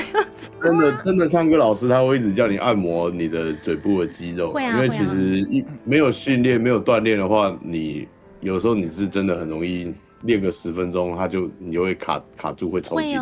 会哦，对。对，他会一直叫你按摩你的喉咙，还有你的脸颊肉这样肌肉的部分，全身放松，伸进喉咙里面搅动一下，这样。是反正各式各样。因为其实配唱这东西其实蛮多细节的。那我们这次就比较特别，就是全部因为反正就像是疫情开始之后，大家都很流行在家工作嘛，或是怎么样的那。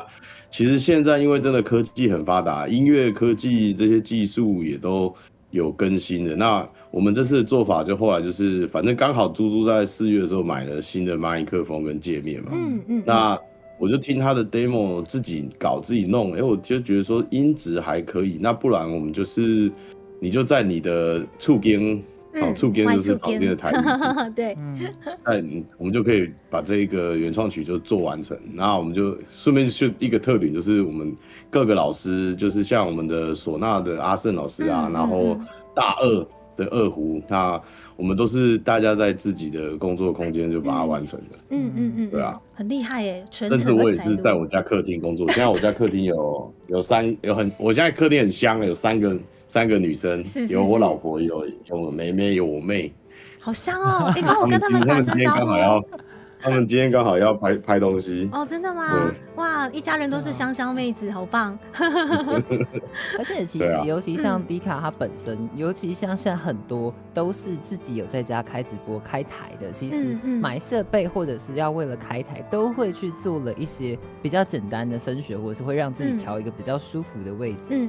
所以金窝银窝不如自己的狗窝。其实你在家自己录音，你其实缺的只是一个有人帮你操控软体。那其实正常来讲，你会跟录音室的体验很像，就是关了一扇门，那录音室就在门外面，它也是远端透过耳机跟你讲话，然后我们操控你的电脑帮你录音，其实跟录音室的体验不会说差太多。对啊，这个也是我就是刚刚好就是在准备原创曲这段期间，因为其实我算是在7、8月以前吧，完全也没有进过录音室，还是6月我也忘了。那刚好就是一连串的有一些活动的一些合作邀约，然后就啪啪啪的，刚好就是这个1、2个月还是前3个月，很多录音的一些工作就是有进来，对。但是好死不死，我们这边的完完全全就是非得载录不可，对，因为就是好死不死，我们要录的时候，就是我们家就一确诊，不然就干嘛，就只能载录，巴拉的。然后我才知道说，原来载录还可以这么高科技的让草草在远端操控我，然后那些完完全全看不懂的东西，我真的超佩服，超佩服草草，就是、对，就是这些东西，我觉得是天哪，这真的是。生财工具就其实会让你就专心在唱歌的部分啦。就是其实你在家里有人可以帮你听，然后可以有远端的我们的监工老师、配唱老师，然后作曲老师，其实还有大家就不需要说舟车劳顿，然后你不会说你今天其实要去录音室录音，你会有那个时间压力，然后你会有说，我今天可能就是按跳表的，或者是你今天老师来，你路上可能下雨，心情不好，你就是开开心心在家里好好泡一杯茶。今天状况不好的话，大家 cancel 的话，时间成本也不会消耗太多。对，因为就是大家如果你看我们本来是我跟毛毛老师要下去高雄配唱，然后哇，不得了，哇，那个成本来回的车钱跟时间，你看看，对，而且这个我觉得不太可能一次就好啊，因为我们的话，我对这些声音啊，然后这些东西其实还是会有我的坚持跟要求啦，就不能出去，因为我们讲求童叟无欺出去不打字你也童手童脚童叟无欺。好烦，一直 K 这个。所以就是说，我听了迪卡他自己弄的 demo， 然后自己，因为他是完全不会那些正常的我们在用的这些，对我不会，我看不懂，我只是知道他就是用那个蓝色耳机，然后中间有一团火的那个 Audacity 嘛，就是你用那软体就是蓝色的耳机中间有一团火嘛，大家都知道的那一套软体啊。我觉得录完，我觉得那个sound那个声音其实没什么真的很本质上的问题，所以我觉得那就试试看这次这样子的作业。那其实如果网友们听了也不会觉得说这个 vocal 或是说录音的品质有什么真的很严重的问题啊。对啊，你各位说这次你觉得听起来知道是宅录吗？你也不知道嘛，直接听成品你不会觉得是啊。大我老师牛逼，什么东西档案处理的干干净净，就是牛逼，大家都牛逼，草草牛逼，小姚老师牛逼，魏妃娘娘牛逼，毛毛老师牛逼，大宝老师牛逼，就我就是只会喊肚子饿。你要想没有你没有这个契机，没有你还有各位观众，那这个东西怎么做出来，对吧？谢谢啦，还是要有这个，对啊，很厉害的歌手。别这么说，而且迪卡其实蛮酷的，就是一开始我们也没有导唱啊，然后他来就他自己练习唱的，我就觉得还可以啊，那个唱的就很奔放这样子。因为我觉得是因为就是那时候魏妃娘娘用的那个 demo， 其实他的那个已经很明显，就是他在导我说要怎么唱那个地方，那我稍微再加一些花腔的一些东西，就差不多。我想说应该可以这样唱吧，就试看看啦。因为对，其实整个东西有一个要导正，但是我后来也觉得就算了，就是你后面咿呀那边，你知道吗？那个因为你记得你的顺序是什么？对，就是你前面应该是先 R 再 E， 对不对？那个正常应该是反过来的，正常这个是 R 在后面才对。但我觉得说，你好像喜欢这样，那我觉得好像也没有必要说要改。有个低咖位，我也不知道，因为我其实就还蛮直觉的，我就丢给老师说，这样吧，这样子。然后其实如果要改也不是不行啊，但是老师很像就好像也没有不行。没必要啊，就是因为正常来讲应该是先 E， 然后再 R， 因为 R 会听起来比较大，会比较广。原来是这样子，我不知道我不知道我是这样子吗？又长知识了，长知识了。因为像你看，如果是林草啊，或者是我还有毛毛，其实我们光听你声音就可以知道你现在讲话的表情是怎么样。真的哦，发声的位置，对，好厉害，就是老经验，老师们。其实你自己听，你也会知道，只是你不会意识到。比方说，我现在讲话就是一脸平淡，可是如果我现在嘴角拉开，你会说，这人听起来讲话非常的有亲和力。有，所以其实你是听得出来的。我们就会说你是不是现在嘴巴上下张开会比较厚一点，我这样子左右张开会比较亮一点。可是草草，我这样子觉得说你的面部很厉害，对你完全表情就是爸爸厉害，一览无遗。而且我觉得这次录音的一个过程非常非常舒服的感觉，就是说除了大家就是都照顾来照顾去的，然后气氛真的很好之外呢，草草他在录音师的这个该怎么讲？这个身份，他身份跳来跳去，他会的东西太多了。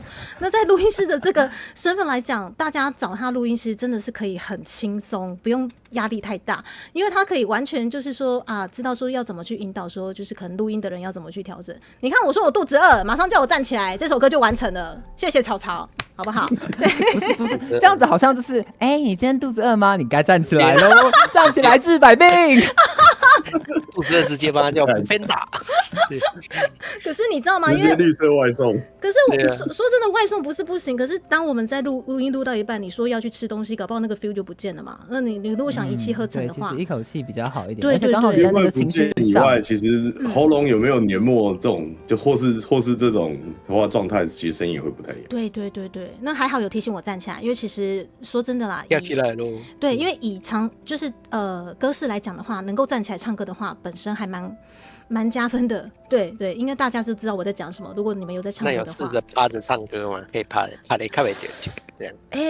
哪熬不松快呢？其实趴着，我觉得某种程度上，它会强迫你的那个就是肋骨收缩扁扁，其实会有声带会变直啊。对，它会变直。这个很像不太舒服，我只觉得很像，下次可以试看看。讲这个，我还是想要讲一下，就是远端录音会有一个问题是在说，我们没有办法，就是这个艺人他必须自己要知道怎么去调，因为虽然我们听得出来，可是有些时候，比方说你麦克风摆的角度不对啊，或者是你今天站起来跟坐下的时候，你的麦克风距离不一样的时候，我有没有办法远端去调整你的那个就是麦克风的音量？因为很多时候麦克风音量是不能调整的。那刚好这一次迪卡也是找我问要买什么设备，刚好那个设备我熟，它是可以远端直接用软体调那个麦克风音量的。对，所以我就直接线上就帮他调，他就等于放手，什么事都不用做。谢谢。不然的话，其实有些时候我们看不到你的样子，很多时候配唱其实我们还是会需要看到你的表情，我们才知道说是从肢体的方式去引导你，还是其实你就是物理的距离不对。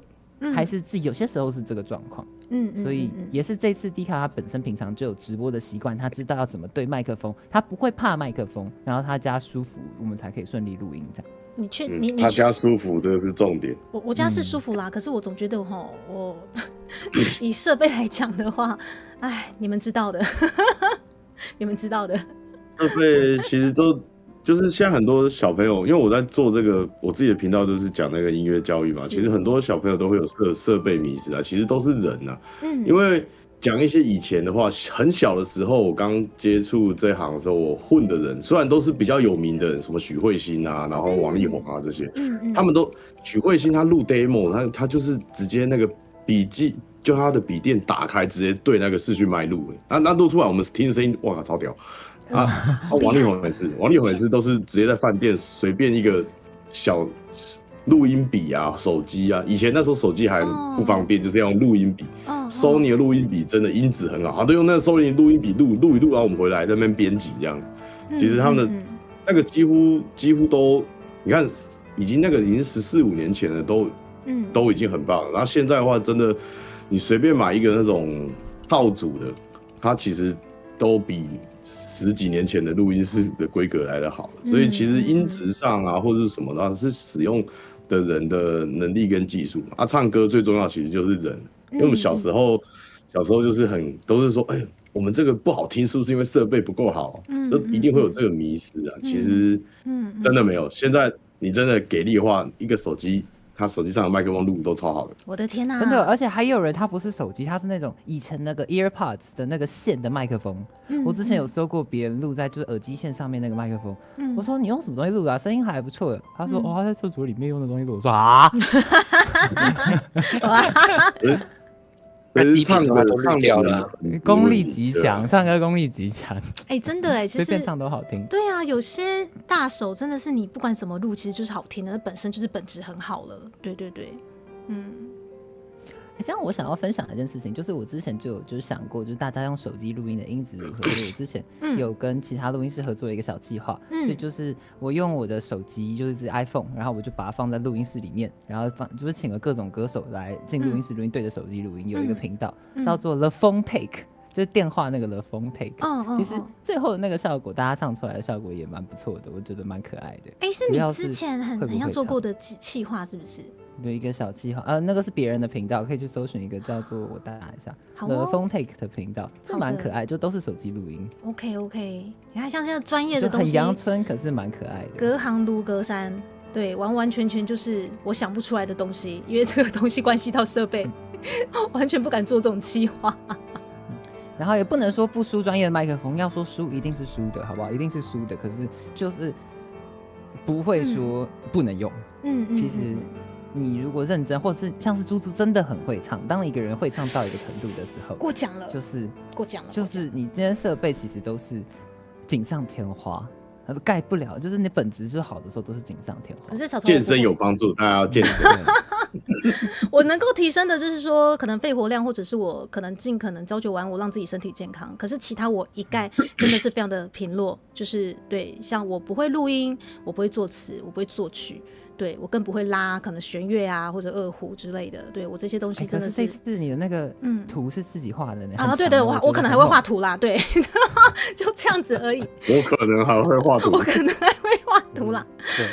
对啊，但是就是其他的全部都是大家完成这个这么棒的这个原创曲啦，真的谢谢大家，谢谢。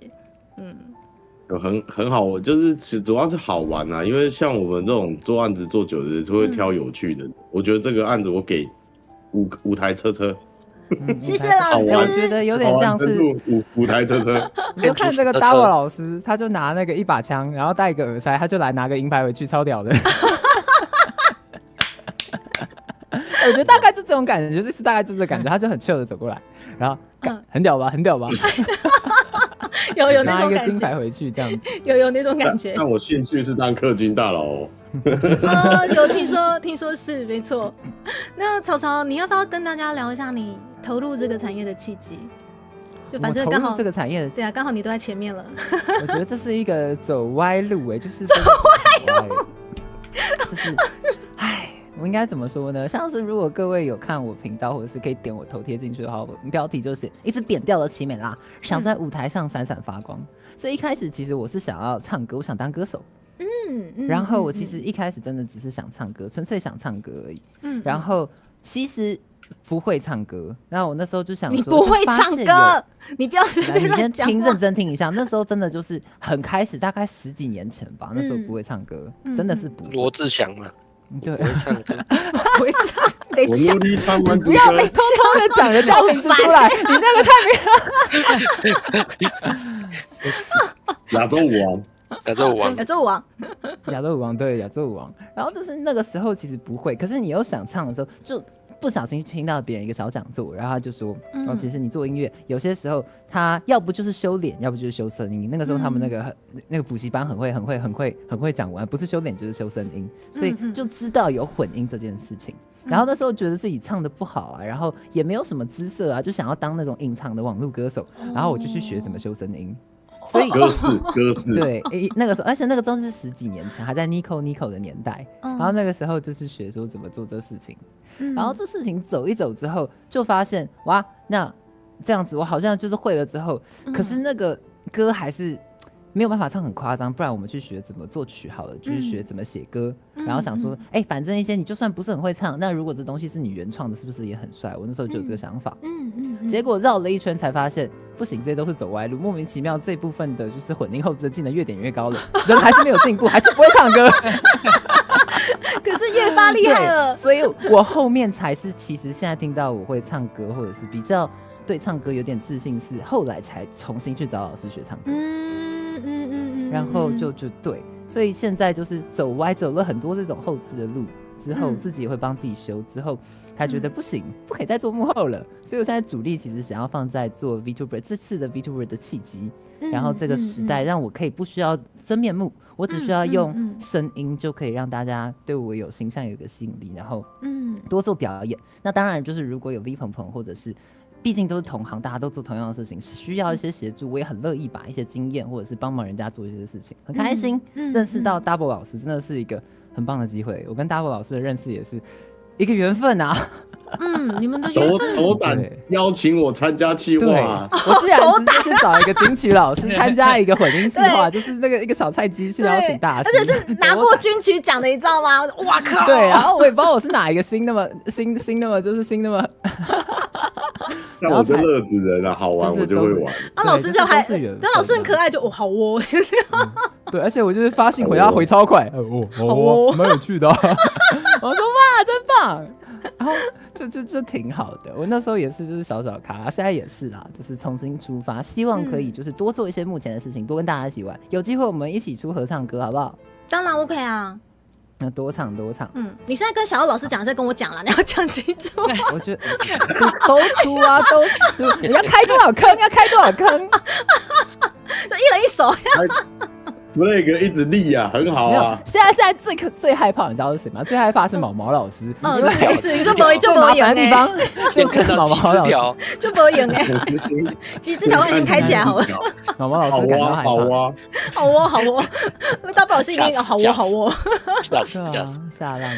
了解哦，也真的谢谢草草投入这个产业，然后造福就是像这些例如我就是社会非常贫弱的 V， 对，真的不要衷心感谢。走歪路啦，对。因为可是我觉得不是歪路啊，因为你看你这个技能，其实基本上你不用去求助于人，别人还要来求助于你耶。不是，我的意思是说，就是我觉得来问，就是很多人他会怕问问题，或者是他会花一些时间先自己做功课。可是有些时候，如果你比方说像 Double 老师有开一个就是他的棉花糖，然后大家会去问他问题。有些时候你与其自己纠结很久，倒不如说真的，你知道谁会，你去问他，那他可能可以就像是 AI 一样，可是他是行业资深专业的一个东西，他帮你把问题整合，速速解决，可以省掉你很多时间。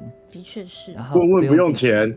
对啊，他又不是说要花很多钱，法律咨询要钱，法律咨询也是有免费加辅啦，免费那个辅助啦。对啊，问就是问啊，我们又还没有说正式开始要做。那我们也会告诉你要多少的预算，或者是你花多少钱做多少事情。对，我觉得就是避免大家走歪路了。也是啦，有些人就是一来说啊，你这声音不行哦，不行哦，你要买个 baby face 哦。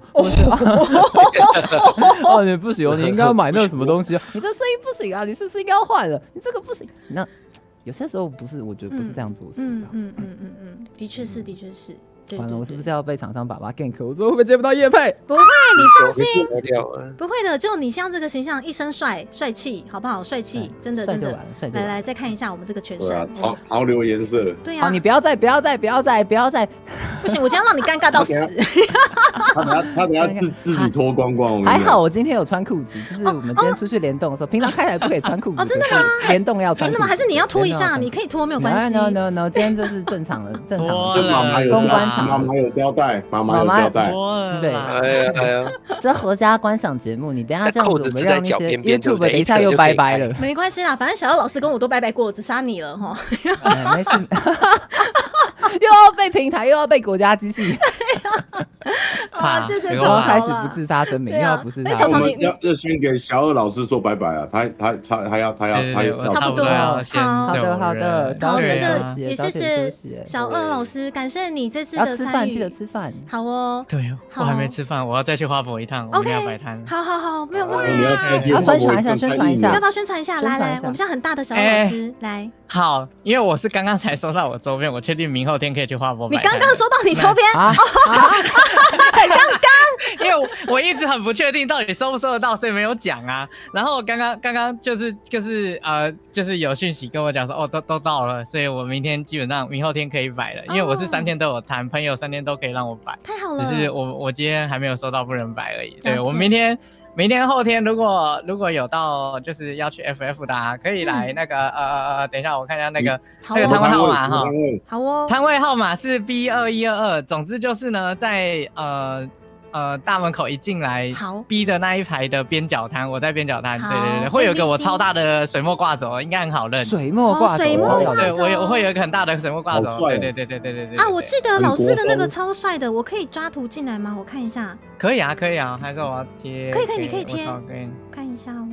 可以了。外面大暴雨，小心！对，有观众说外面大暴雨要小心哦。外面大暴雨是不是？刚刚也突然就 OK。林口阴天还没雨。等下就过去了。啊，水墨画什么东西长这样？这是只有图的，等一下啊，正在传，它档案有点大。我记得我有看过那个水墨画，而且它是整个，它是不是连那个什么那个挂轴的那个轴？对对对对，你真的那个图超他妈奇葩大，68.2 MB。我换一个，我换一个。哎，小老师，你在你 Twitter 上面我们这是高阶群哎，直接有原档哎。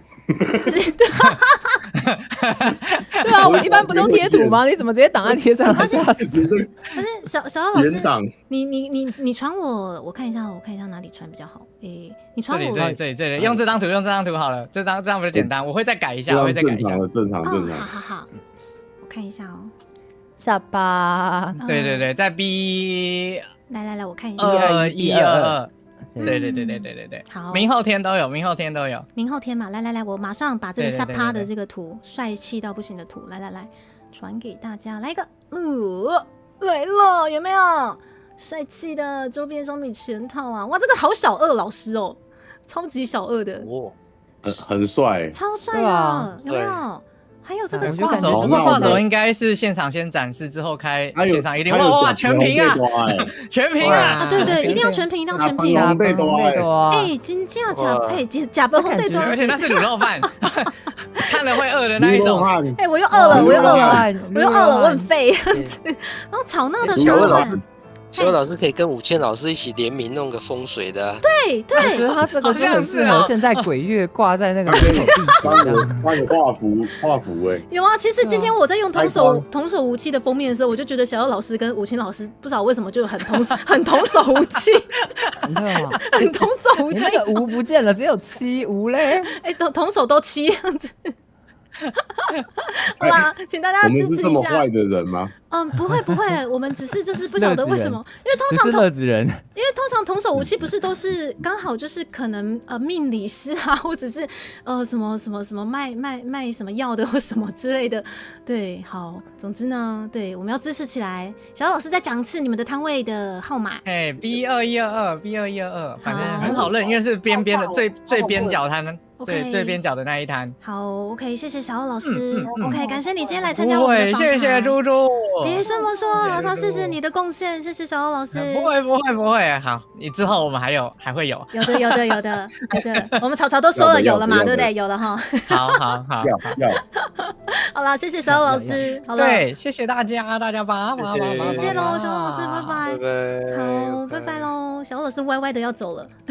那我们要找一个他的形象一样放在他的二胡旁边，是的，放在那个林头木的大广玄。是小奥老师要这样子，就是他好没关系，那我把那个小奥老师的图抓进来，等我一下。像我小时候住海边啊，其实那个林头木很阴，很多鬼故事。不要跟我讲林头，我知道那个林头什么，不要。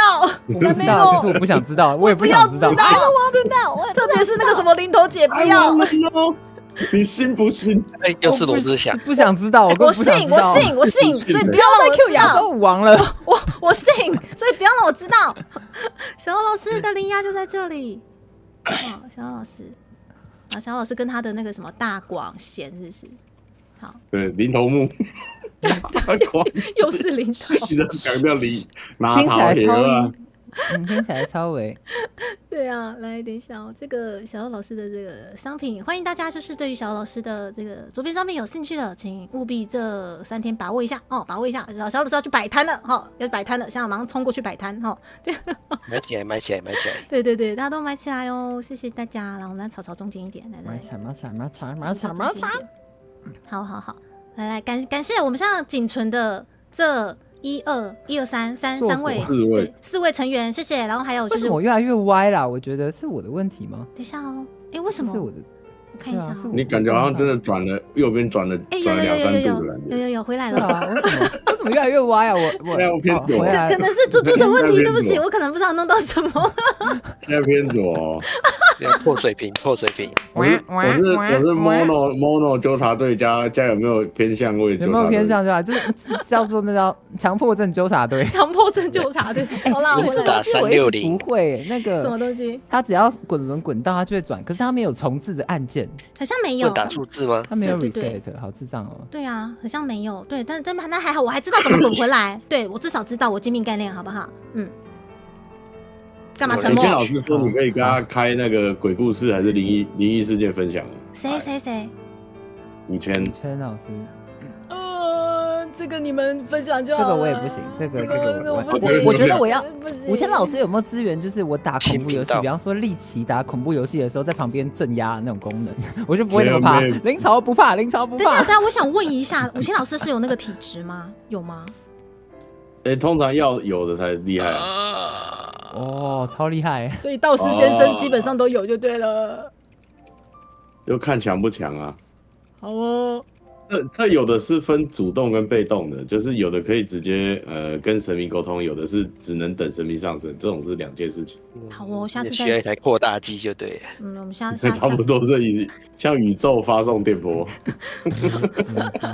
我们下次跟那5000老师下次再来问看看。大宝师好大，我要把大宝师弄大一点。我太大了，没有关系，因为现在我正要问大宝老师，你要不要分享一下？哎，大宝你师怎么？可以把它放到我前面，我可以退了，我可以退了。没关系，你不用退问。都问，对对，问都问。大宝师，我请问一下，不好意思，我想把那个先那个美丽的你疑难杂症的好朋友，对，没有，我只是想很好奇说，我们这个已经走过金曲奖的该怎么说的大大，为什么会对 B 圈有兴趣？大宝是要分享一下契机吗？就这个家伙找我哦，就这个家伙的缘分吗？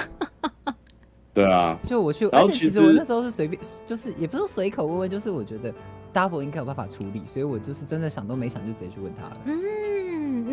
那对，然后其实同时间，因为林朝是去年10月问的嘛，那同时间还有刚好就是有另外一个企业室的人，他们有买我的教学，然后就问我说接不接委托，对吧？就是我的那个什么不退生意啊，我没讲哪一个是，我讲有个乡哦，某乡某个乡就是这样子。胖公公五胖，然后他们里面就买去当那个员工教育训练，然后我说哦好啊，然后他就问我说有没有接委托，所以我就有开始有接一些 V 圈的案子啊，对吧？因为之前的话是知道，但是说没有直接接触，后来觉得蛮好玩的，对啊，我就觉得这个其实跟我自己本身形象跟兴趣其实是蛮合理，所以我就觉得好像很有趣，我就来这个圈子晃晃，搞这样子。所以天秤座的人其实做事情其实基本上算是还蛮看就是感觉的吗？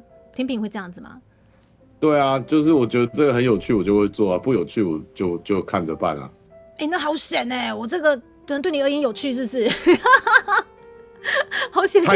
太过有趣吧？你会唱，这个就已经是一件非常感动的事情了。真的假的？就是我，因为人家来找我做，我会说先看一下你的条件啊。因为我如果真的没有帮到你，就是在骗你的钱的，这超没意思的啊。也是，就是有一些其实就是硬生生要做，可是它会变成唱，就是你会想说要做一个VTuber 的原创曲，可是 VTuber 他连他唯一唱的那个 part 都有点微妙的时候，会整体就像水桶理论一样，你如果其他团队超强，唱的那个人就是最短的那根杆子，你就很惨。也是啦，不过其实我是觉得唱这个东西其实还蛮主观的，例如就是说，我是觉得没有对我而言其实没有难听的声音只是就是应该是该怎么讲，那个唱出来感觉不一样，对。那是不是可能就是可能就说提过去给老师的东西就是比较妖魔鬼怪，所以对啊，因为林朝跟我说，有一个人要做，他就问问看，然后我说好，那我先来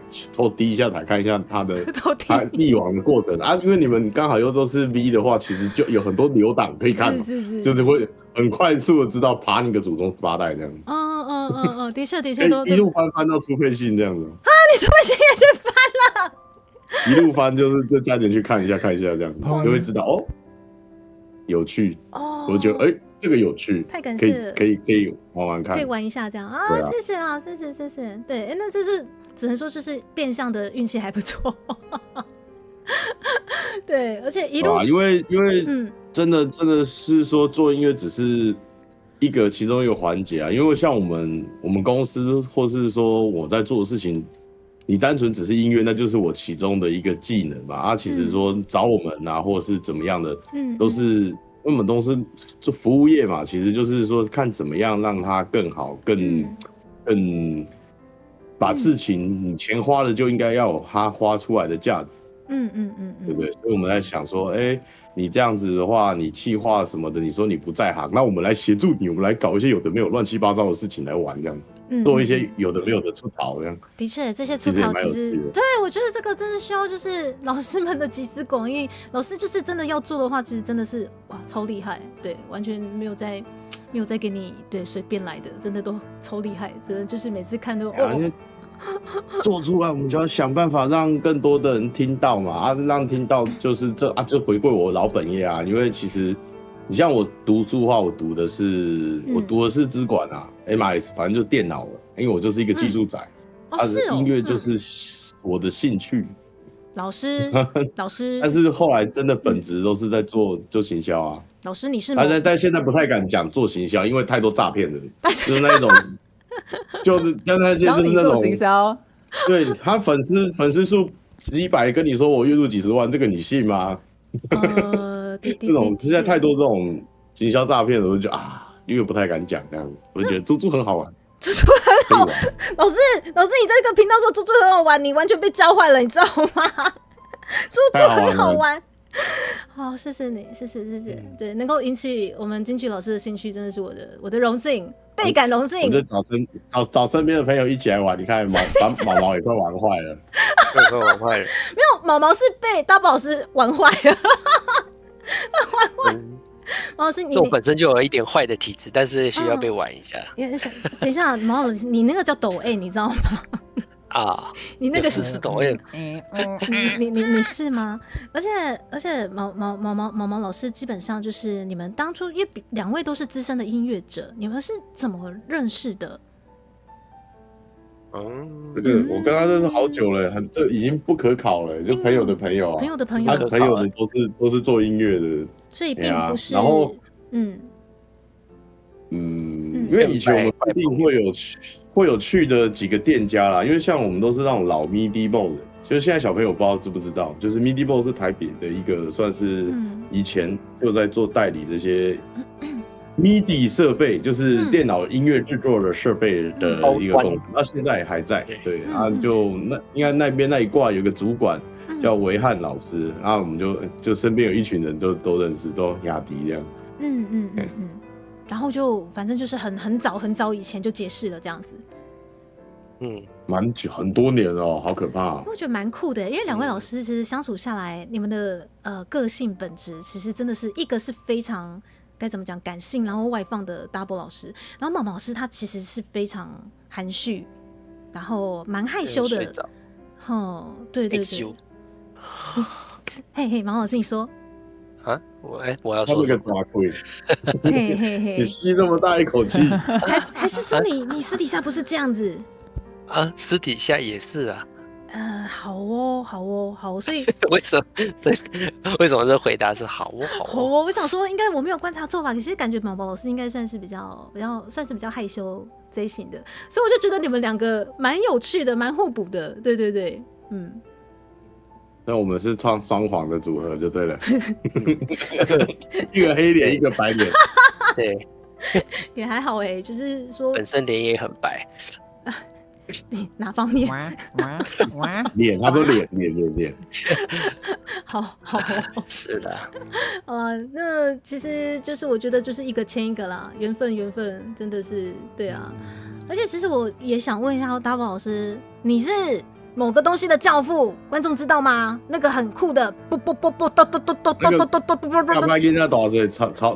吵人家的，但是这个麦会消音了，所以就因为我一开始。在算是就是做，因为我之前很久以前就有做一个网站，就是都在教 B-box。对 B-box。对，但是那个是其实第一个网站就是我那时候大学的那个毕业的专题嘛。还拿奖学金，超莫名其妙。好酷就一直用到疫情前啊，因为 B-box 说真的，它真的就是一个超级口沫传染的一个途径啊。哦，的确是。每次我们办比赛、办聚会，回去一堆人倒这样子。对啊，真的是这样。疫情的温床，原来有这种事情哦，我第一次听说，不过好合理哦。是合理啊。你看这些人都共用一个麦克风，到后来我们自己出麦克风的话，才比较干净又卫生一样。我们之后上台就是你自己带自己的麦头直接换起来这样子。哦，比较卫生哦。少了一个传染的途径，对。那老师你是？因为你说，就是我推广10几年，可能赔了1-2台 GTR， 1台多的 GTR 的钱。就小时候我们的阿仔都想要买 GTR 这样。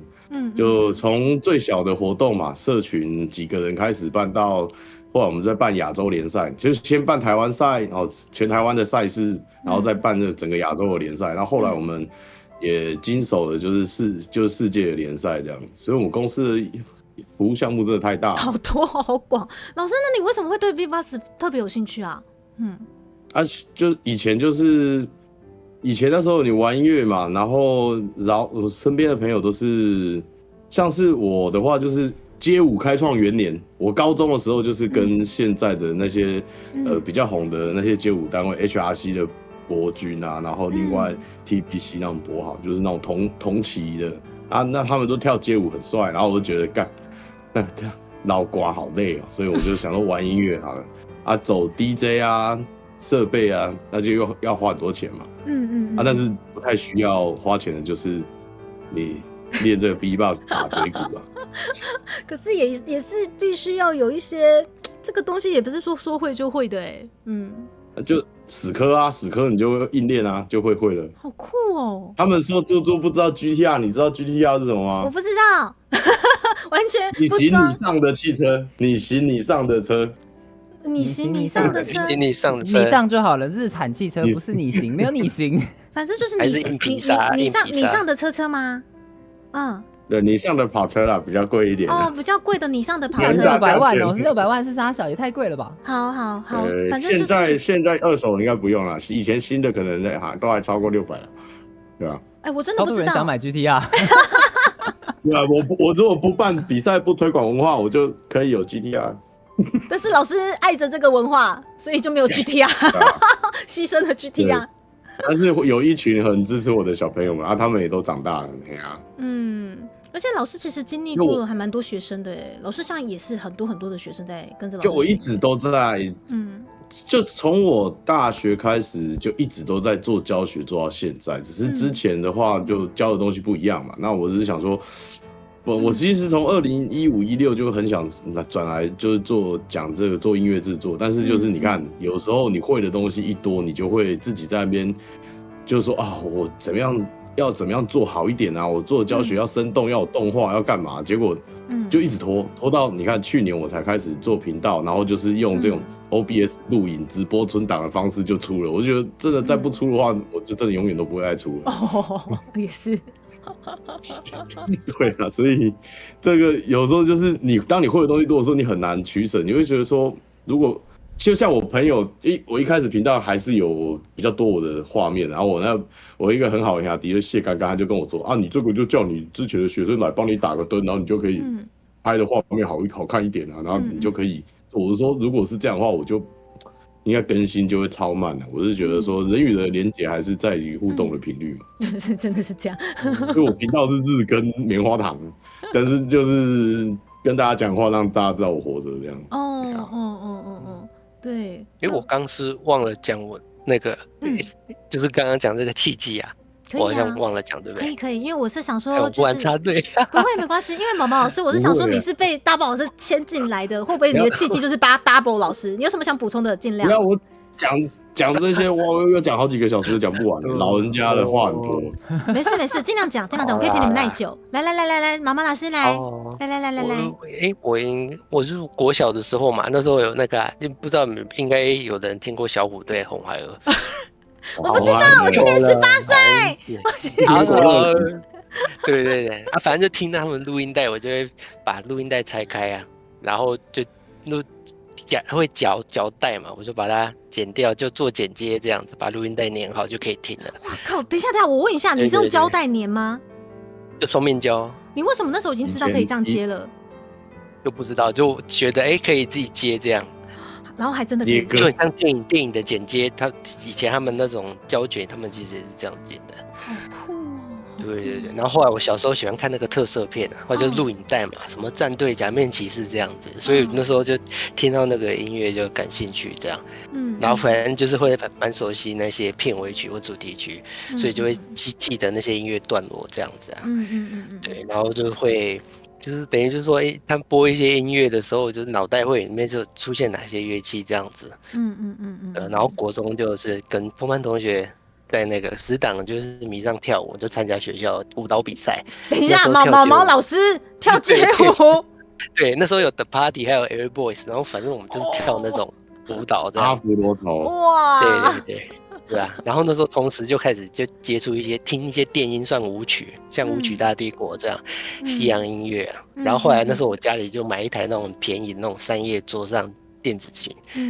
对，然后我就去书局，就是买那种小和弦歌本，可以按和弦的这样子，放在口袋的那种。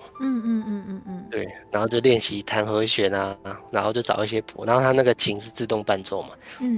然后我就去学习那个新的和弦怎么弹啊，然后玩里面的过门那样。所以那时候好像国中那时候台湾开始上就是周休2日，所以我晚上礼拜我就开始熬夜去玩那些东西这样。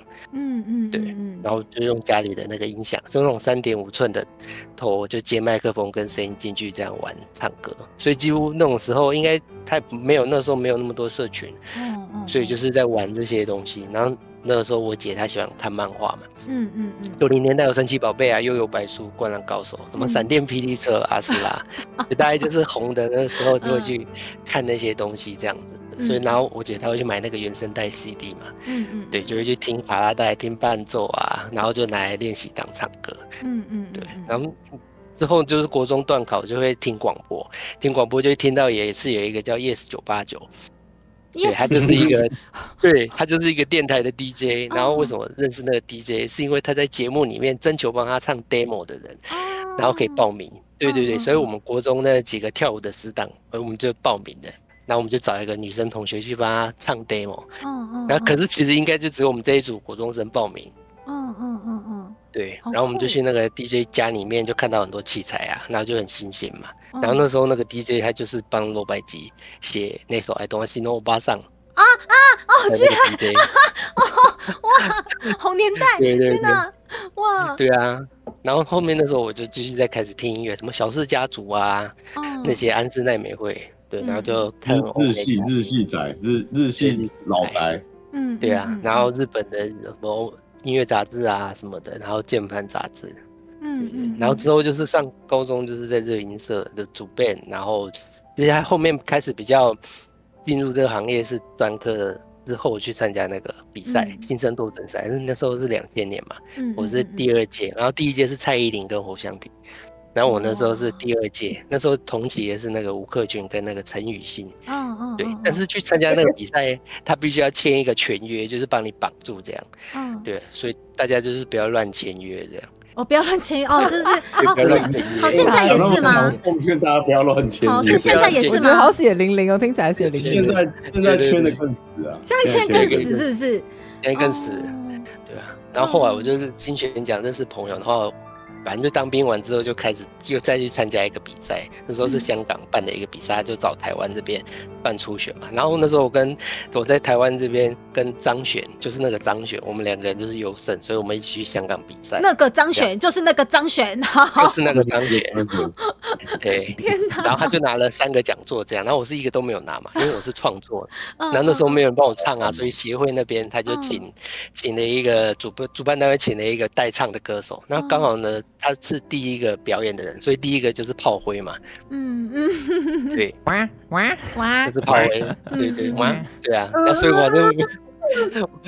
我就进来这个产业，然后前后时间就是断断续续学东西，就是一种很零碎的方式，就是它其实会比那个从0到100学习会比较有方式，就是断断续续是会比较好这样子，就是你不会的再去学，对啊。然后因为我之前很久以前一开始编过一首歌，那时候是2000年吧，算是台湾非常早期的虚拟歌手，这叫林是那个林草的林，然后林是沈玉琳的林。这个哇塞太这个超早级久2000年的学历，那个对不起不会有人这个我不知道哇塞哎，这个我不知道知道这。个名字，让我觉得我有点年纪。是那时候台湾的那个游戏产业，它其实是还不错的。嗯对，然后对啊，然2000后年那时候对蛮好的。那时候很对啊蓬勃发展。对啊，然后后来就开始做编 SH 跟 SAI 就开始进入编曲这个行业吧。哦然后后来就当兵之前有进入一个音乐工作室，那时候帮音乐工作室他们编一个风潮的儿童台语念歌专辑。哦，然后那个时候算是一个台语原创的两瓜，天哪，台语念台语两瓜，哎呀它是原创的台语儿童念歌专辑。然后那时候应该算是台湾第一个的这种概念。哎然后那时候他们这个就得金曲奖嘛，对。然后那时候就是当兵，后来回来之后就开始进来这个行业这样子。我有没有发现，就是毛毛老师跟大宝老师随随便便就可以讲出一些可能离我们很遥远的艺人啊，或者是金曲奖啊、红毯啊，或者那个谁我帮谁编啊，怎样啊？哇靠，不同世界的人。他是真的做比较多，我是真的都在玩。我是2016、17开始，我朋友就说啊，你自己弄 B-box 弄得那么好，你要不要来混音看看？我说好啊，档案丢来，然后就开始做这些惨无人道的修缮开始。惨无人道的惨无人道，因为我都在做那种很难的啦，就是演唱会的后置啊。就早期我在做的案子都是演唱会后置啊，就是直接从最难的开始，太可怕了。太可怕了那真的是高级技能呢，高级技可是能，不能讲的高级技能。最近草草也有被我拿去荼毒，但是那个就不太能讲。对，都不能。就业主是谁不能讲啊，就是很哈扣的案子。OK，天后级的。发案子给草草这样吗？对，然后做的要死，累的要死。没有，那是困难，主要是麻嘴，难度高。而且它是那种你会做到一般人是不会做的东西，而且又不能拿出来台面上讲的东西。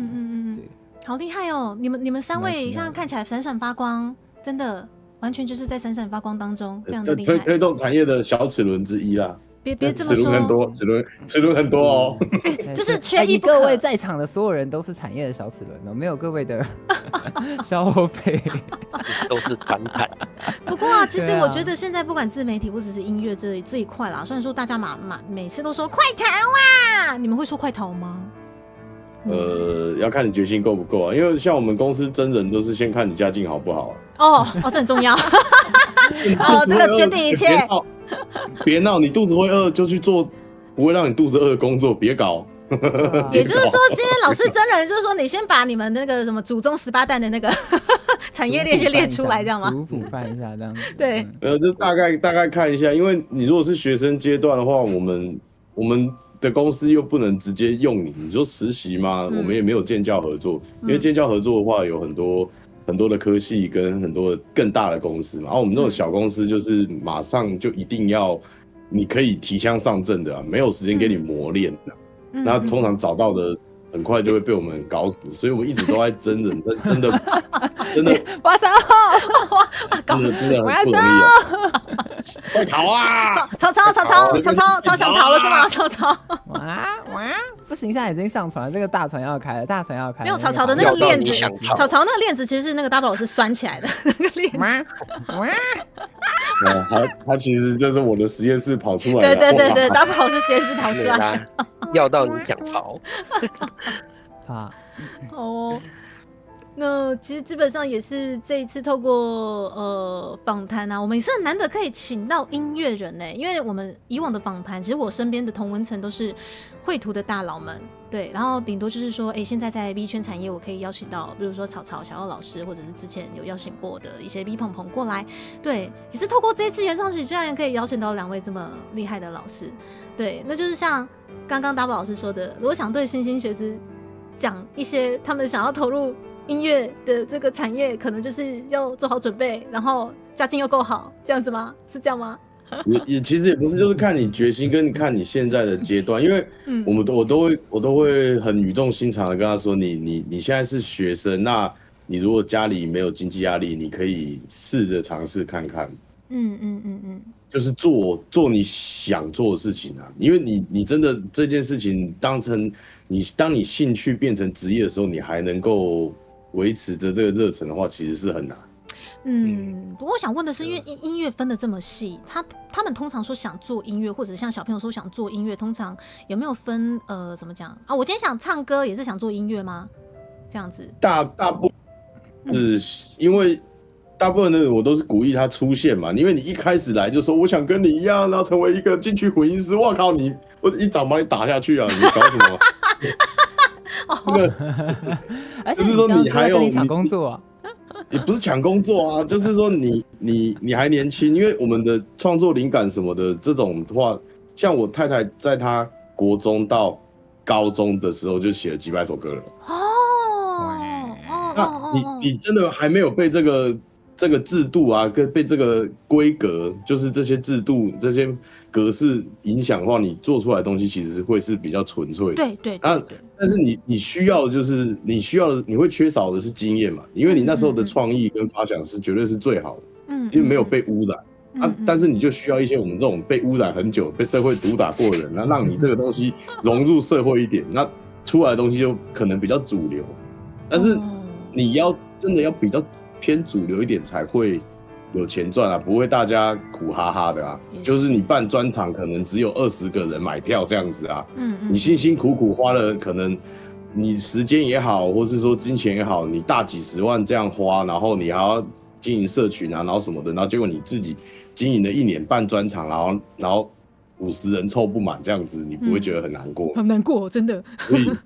所以我们才会说，你还有能力，那就是你还小，你肚子不会饿，那你就去追梦，玩玩看嘛。当你从学生阶段转变成你要踏入社会了，那你首先条件是你如果不用养家的话，你也要先养活自己啊。那养活自己的话，做音乐的工作，除非站柜台，不然其实都没有底薪的啊。站柜台还有底薪是不是？对啊。对啊，但是正常来讲，你说。但是正常来讲，你站柜台就等于就是没有什么很大的机会再改变了，因为像我们通常以前都会笑，就是那些录音室的 booking 的人啊，就是反正是里面的助理啊，你去录音室应征助理就是斟茶水，然后你会得到称号那个谁啊。那个谁帮我，那个谁买什么东西，那个谁拿什么，你会得到一个你上面开头叫那个谁这样子啊。我那时候刚当完兵退伍，然后我学弟说他真的想进入音乐圈，我说你去台北某白叉录音室当助理啊，一当就当到前几年，跟着他的主管跳槽去大陆这样子。他直接助理就当了10几年了，就是这个行业，其实你真的要做的话，叫做有灵魂的人，一般公司又不会用你。你有灵魂的人，你只能加入那一些现在的一些写歌团队，但那些的话，他没有底薪啊。没有底薪，然后你有可能又签全约，你还不能去打工呢。就是20的节奏，把你绑着，把你绑着哎呀，这个超硬的啊，因为所以就真的要看你自己啊，因为你投入的音乐圈，我都会建议。如果是年轻人，我就说你要嘛你就自己找会唱的人，自己想办法组个团，然后去搞看嘛。那你如果是真的肚子会饿，出社会，你通常不会有足够能力可以进入某一个制作公司当可以用的人。除非你之前已经练习很久，已经 polish 很给力了这样。对啊，所以其实就真的很现实啊，大家都想要可以直接。你来了你就上战场去打啊，不然就在我们旁边跟着我们后面补刀啊。但是有这么多的案子跟机会嘛，其实真的偏少了。对啊，之前其实也蛮多学习机构啊，就是一些单位嘛，那你就很短的时间内去缩短学习成本上的差距，那这个就是在你职业训练之前一个开端啊。那只是因为就像大宝说的，你开始进来市场跟着公司学的时候，你就会发现，它的供需量其实需求其实会比供给还要小，所以会变成说，你除了自己顾这个能力或顾那个技术，又要去帮公司干嘛，所以其实都是很累。那因为所以其他很多那些成功的，比如音乐人或是谁那个其实很多都是幸存者偏差，因为每个人真的不一定适用这样子。真的是这样子。对。那这样以台湾的这个音乐产业来讲的话，如果说真的年轻学子真的是想要进来的这个管道是比以前还要多的吗？超多嘛，超级无敌宇宙多，现在随便免费教学录影带一堆。对啊，你看，但听说我自骗人的己都在也很多。砸自己的饭碗。对啊，没事就分享一下。我们讲的嘛，鬼故事就是这样嘛，你拿着钱找人，总是会找到很会找钱的人啊。也是，而且大宝老师目前也算是公司老板，你目前有在征人吗？目前有什么？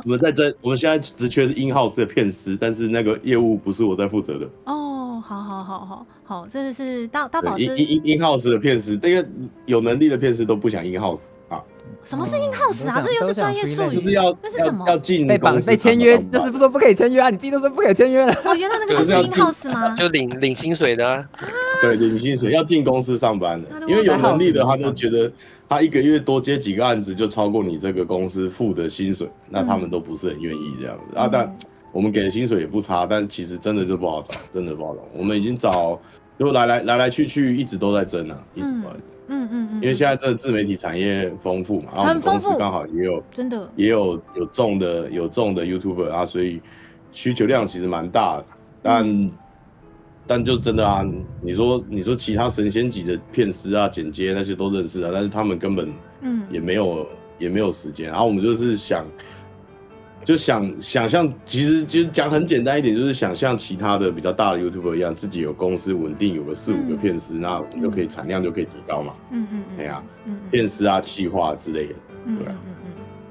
我觉得它就是会变成一个很悖论的东西，就是当今天真的产业蓬勃发展的时候，原本它这个支撑产业的后置人才它会不够，那不够的时候他们就会开始加价。那因为以前这个产业没起来，所以不会去培养那么多的就是供给的人才的时候，如果新媒体一起来，其实就变成说需要更多的教育单位往这个地方投，不然的话它的就是大家都找不到人啊。可是就是新人他也没有机会去伸展，因为大家都会先追那些比较高单价的老人，你新人很难有机会，都是一些很麻烦的循环。所以做教育目前其实或许一些就是老师开始慢慢走教育这一行，maybe 不是坏事。市场越来越大。这个问题好严肃哦，我们要聊点轻松的啊。不会啊，就是其实我就原创曲还有很多小东西可以分享，但是我就看你们有没有想到的。有啊，大宝老师，你先分享个，我想一下哦。我想要听你讲那个，因为你前阵子就是讲了那个。你发了一篇文，然后说 YouTube 有小技巧可以看音量，你可以先跟大家介绍一下这件事情。那个什么零什么零什么右键点开按统计资料就有啦。可是我不懂直播的话属于动态的，所以没有差。就是歌的话啦，就是不是啊？你谁想知道这东西啊？林草想知道，只有林草想知道。我帮广大观众朋友问的，我帮广大观众朋友。直播是不属于任何的规范范围内哦，所以其实又不一样。直播它的音量就是我们的主播这个 OBS 给多少就是多少哦，所以就没什么问题。它只有编码的码率的问题而已。而且很有趣的是，就是刚刚大宝老师说，我们讲这个产业就是感觉越讲越严肃，我们换一个话题，就曹操说，那我换这个什么是零惩罚？请问技术话题要更严肃了，更严肃了。这个技术话题不是严肃，是睡着，好不好？就是你看我在旁边转圈圈了，你们3个没在研究这个，我就在旁边转圈圈。还有旁边就这个频宽不够 ，CPU 要烧了。这也没关系，但是我其实就是觉得延续刚刚的话题，曹操来啦，你身为就是已经算是 VTuber 也压扁了，也3D 了，你会建议就是想要进入这个产业的朋友们什么话呢？快投用爱发电。对，哈，你说啥？你刚说什么？想进入 V 产业的朋友有什么建议？对啦，你都已经有经过3D 了，跟压饼化了，来有什么建议？不是这个东西真的就是你刚刚讲的用爱发电啊。你今天如果要做 VTuber，我觉得2件事情啦，因为其实现在很多 VTuber 他多多少少都要唱歌。那你今天要不要这么认真的去？我们可能讲一些器材的方面好了，因为你便宜有便宜的做法，贵有贵的做法。那如果你真的对自己的表演很有自信的话，你其实可以去从投企业师开始，因为投企业师已经算是你现在真的对自己很有自信的成功成本最低的方式了。现在个人是真的很料，个人是真的不好做，真的有料，他们在甄选的时候，你就会出来了，它等于就是一群人帮你把这件事情完善。资源。对啊，而且现在几个大箱都是长期募资了，长期甄选了。而且其实你说企业师他们其实像是猪猪或者是比较早进来的，那我们其实已经在这个圈子里面有一个一定的影响力的时候，比方说你今天要推，我问各位观众，你们如果想要推荐一个没有在看 V 的，然后推荐一个比较台的 VTuber， 你们会推谁？一定是推猪猪嘛？哦，谢谢谢谢，谢就是你不太可能去推一个可能刚进来的，就是小 V， 他就算他主打他很台，可是像是已经在的这个品牌，比方说猪猪这个品牌，它也是有比较多的群众基础，比较多的人可以去交流。比方说大家都用同样 Sony 的相机，我们可以换镜头，我们可以去聊同一个人，我们有比较多的话题可以聊。草草好商业吹捧。就你一定是去推猪猪，所以当你今天新人要进来的时候，你个人是你会有很多很多的风险，你要从头开始测试市场。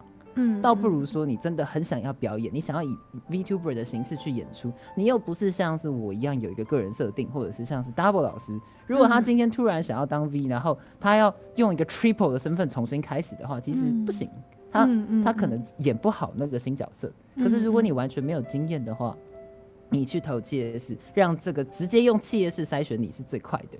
他把你刷下来，你如果投了2-3次都被刷下来，那可能就是你真的不适合。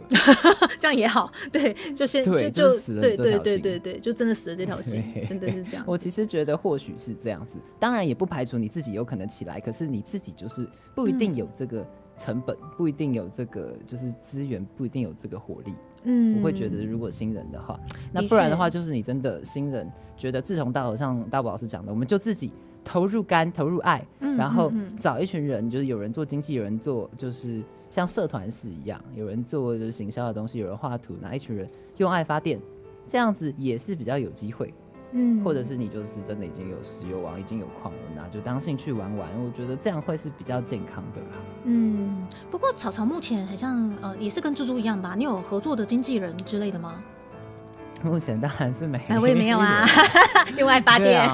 对，可是就是身边会有一些支持你的朋友，多可以有人讨论，或者是对，或者是你像现在是我以前是后制的角度，就会认识到一些就是可能公司或其他 YouTuber 会跟他们请益一下啦。对啊，所以不好做，真的辛苦，尤其是猪猪以这么独特的形式，然后就是台湾文创的部分。对，独特，然后又就是推这些台湾本土，也不是说本土，可是就是像是会访谈一些绘师或一些漫画相关的东西。我相信很多人的观念一定都会是偏比较日本、比较 ACG 的，我们都是人家做什么，我们跟着做什么。但是你今天要怎么做出台湾的东西，然后在格局上面，然后又是接受度广的，我觉得接受度广很重要，这就是我踩一个大坑。我曾经想要做的很特别，然后我就特别的死的很难看，我死的特别难看。太特别了。不会，其实我觉得倒是草草那边留下了很始终的观众。对，就说他就真的是大筛选。对啦，真的是特别啦，真的是特别，就代表就是真的是他们就是喜欢你的魂。对，或者是说，他就觉得说你的3D 特别的特别，懂吗？对，我要3D 很棒哎，3D 超棒的。我要申诉，为什么小贴图没有嚼兔子的耳朵的？小天的图没有嚼兔子的小的贴图啊，害我只能吃瓜。我本来要刷嚼兔子耳朵。没有，因为才不要，我才不要新增那个什么，我不要让我们称心如意，我不要。有点重金。而且这个要喊掉。那你知道吗？就是我最后一个贴图其实是要有一个名额啦，就是要5000个汇集的名额。但是那个时候观众在帮我刷那5000个汇集的时候，其实已经刷到了。但是那个时候YT 在管流量，也就是说观众大概送了大概5000多个，快6000的，但是被退回大概也快1000个吧。对，所以我们那时候只追到了4800还是4900，然后大佬们就校正回归。对，应该不是校正回归，就是大佬们不断收到退费的那个简讯。对，因为 YT 在挡那个流量，也就是说我就只差最后一个贴图没有刷出来啊，刷出来再刷出来，我再看要摆什么贴图啊？刷，你等一下马上 double 就刷卡了，然后等一下就没有啦，这个是要大家一起冲的，因为5000个真的是大家要大家一起，对啊，要不然一个人真的是太累了。是说我这样子，我其实想要提一下，就是虽然这歌听过蛮多次，可是真的当你今天正式发表这件事情，然后光是我觉得 VTuber 这件事情很棒的是你在有首播这件事情，我相信像猪猪也是看首播的瞬间，虽然你听过很多次，连影片都看过，可是当你今天发现你播出来的瞬间，大家都跟你一起看这个东西，然后给很高的评价，然后即时留言的时候，那个感动其实是超感动，你跟知道吗？就是完全不一样。超级感动，哭啊！就是有没有什么想要对就是观众说的话？就是对他就哭啊，他就毛起来哭啊，就是哭啊！或对新人讲一下，或对产抓着业的看法。肚肚哭啊！我觉得我还没有这个能力对新人讲什么我其实只是做我自己觉得想坚持的东西啦，所以我一开始踏进来这3个在台湾人而言也不见得觉得很特别的东西，然后的这个元素啊，像嘎基德亚还有 NC 嘎迪卡，然后我姐妹就觉得说你认真吧因为说真的这个产业你要推本土文化真的不容易啦，对。然后我觉得我自己也算是比较死脑筋的人，我就觉得我找不到任何其他我想要放在身上的元素了。我今天生而为台币的话，我就觉得我应该放台湾的东西在身上，对，因为越在地越国际这一句话我一直觉得说在文创产业很重要，对。然后也可能因为我在投入币圈之前也当绘图社畜很久了，那我一直都在画原创的东西，所以这个东西也影响我很深，所以我才觉得说我不拿台湾的东西放在身上的话，我也不晓得我要拿什么东西放在身上，对。所以就是这个初衷吧。然后进来之后，我觉得也是因为运气很好，遇到了西林虎虎，他就是把我带进来这个圈子，然后教我了很多很多。然后会师爸爸那边啊，或者是其他姐妹，到现在感情也都很好，完完全全就是大家可以各忙各的，但是也不会因为有什么就是大家可能作息啊的关系，因为我是里面可能作息太过正常、太过边缘的那个，可是大家还是就是有时间就互相照顾，不然就约吃饭之类的，对啊。然后一直到今年，总觉得我想要把我那些想要做的那些原创，我在今年一定要实现，因为我想草草应该也知道，就是我们 VTuber 的年限真的是还蛮短的，对，对，所以就是把握。对，所以就是不晓得说我可以做到什么时候对啊，当然我常跟观众开玩笑说，搞不好你们比我早毕业啊，有这么多婆对不对？对啊，那么多选择是不是？对啊，但是我觉得很开心，说我今天想做的事情都可以很顺遂的进行。例如我就是3月开始就是文创的访谈开始之后，我就广邀我那些以前认识的那些姐妹，不管在配音圈或者是绘图圈、绘师圈、漫画圈，对，然后还有就是3月开始就是我们这个原创曲，然后我那时候也战战兢兢的，我根本就没有方向，然后很开心就是透过草草这个缘分，然后签到了 Double 老师，又签到了毛毛老师。我办事你放心。是，真的超放心的，对，已经哭好多次了。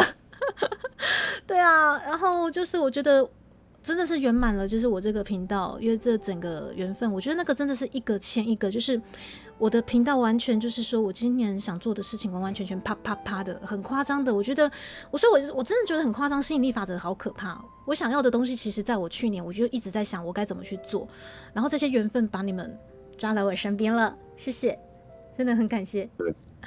对啊，感谢缘分，对，我很相信这个草草，我相信星座。感谢猪猪好玩。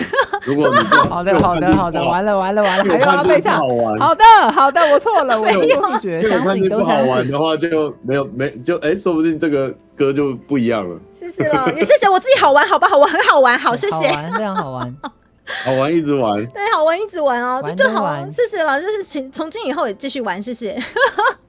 然后也谢谢大家，就是对于我这次还有我们这个团队给大家的这个礼物吗？我们首发的这个台语原创曲，我很谢谢大家的反馈，我没想到反馈是比我想象中的还要热烈。对，这个也是我很感动的一点。那也希望这首歌可以让更多人听到，因为我觉得我自己就没办法，我私人的时间就是不够，所以我一直也在想说，我到底还有什么方法让更多人听到这首歌。对，所以如果不嫌弃的话，你们也喜欢这首歌的话，请一定要再帮我多多推广出去，老师们的心血，好不好？还有就是集结整个就是我们在 B 圈可能算是第一支台语原创曲吧，应该是吧？因为其实我没有特别去查，对，好像是，对不对？我是没翻到了，说不定有，但我不知道。好，也没关系。对，反正就是本人在 B 圈没有很久。要问林草。我是没有特别看，可能有一些比较小，应该说，我觉得你可以说是一个就是专业制作等级的台语原唱曲。哦，好专非常业的说法。等级非常之高的原创曲。好啦，但是也或许就像大家说的，就是说，可能也或许我们没有被推广到的那一些台语原创曲，也欢迎大家也是可以跟我们交流推广，好不好？因为也不是说我们身为台湾人就一定要做台语原创曲 ，no no no， 只是因为我自己想做的东西刚好是台语而已。对，因为在台湾其实是很多元的一个国家社会，关系到我们的历史。我们的语系就是这么的多元，原住民语、客家语、闽南语、布拉布拉语，现在还有新住民、越南、印尼、布拉布拉都有，好不好？那这么多元的一个国家，我就是特别想做闽南语这首曲子，是因为我们家就是就台语出身的家庭，对，所以我觉得也无关是什么样的立场，只是单纯我想做，对。那我觉得不管是什么的语系，那如果可以让大家喜欢的话，那真的是太好了。那台湾文创或者是本土文创，是不是真的在 B 圈难推，或者是说在其他 ACG 圈难推？我觉得说难推的话，我觉得我不太喜欢这样讲，我只是觉得说或许大家喜欢的东西比较不一样啦。对，那今天运气很好的就是我喜欢的东西都有办法让专业的老师做出来，然后让很好的缘分在我旁边，很好的录音师陪着我，作曲老师、作词老师，对，然后这些全部真的都是大家的功劳，然后我也很开心，我很好玩，有办法就是谱出这次的缘分。那今后其实我也不晓得说我还可以用什么方式去推广台湾文创，但我尽量，因为我本人在开台以后的时间真的是太少了，这点可能就是老师们或者是草草也都知道，对。可是我只能说这次你们给我的反馈真的让我觉得很感动，还有谢谢老师们，谢谢你们，然后好，我没有哭哦。哦，谢谢，完了，这样子我们很难往下接，我们要帮你收尾吗？这个时候就直男一点，你要多喝温水，多喝温水，不是多喝温水。好啦，就是身为一个很幸运可以踏进来做自己想做的事情的一个非常台的 B 而言，我觉得今天如果是对于想要进来的朋友的话，我其实也不会讲快逃，就像可能大家或者是大宝老师或毛毛老师、林巧，我觉得大家其实都喜欢这个圈子才会留在这里。我也是会多喝热水，对，多喝热水，对，好直男哦，少喝凉水哈。那我觉得其实就是提升自己吧，只能提升再提升，因为即使我们今天进来了，我们也是努力在提升我们自己。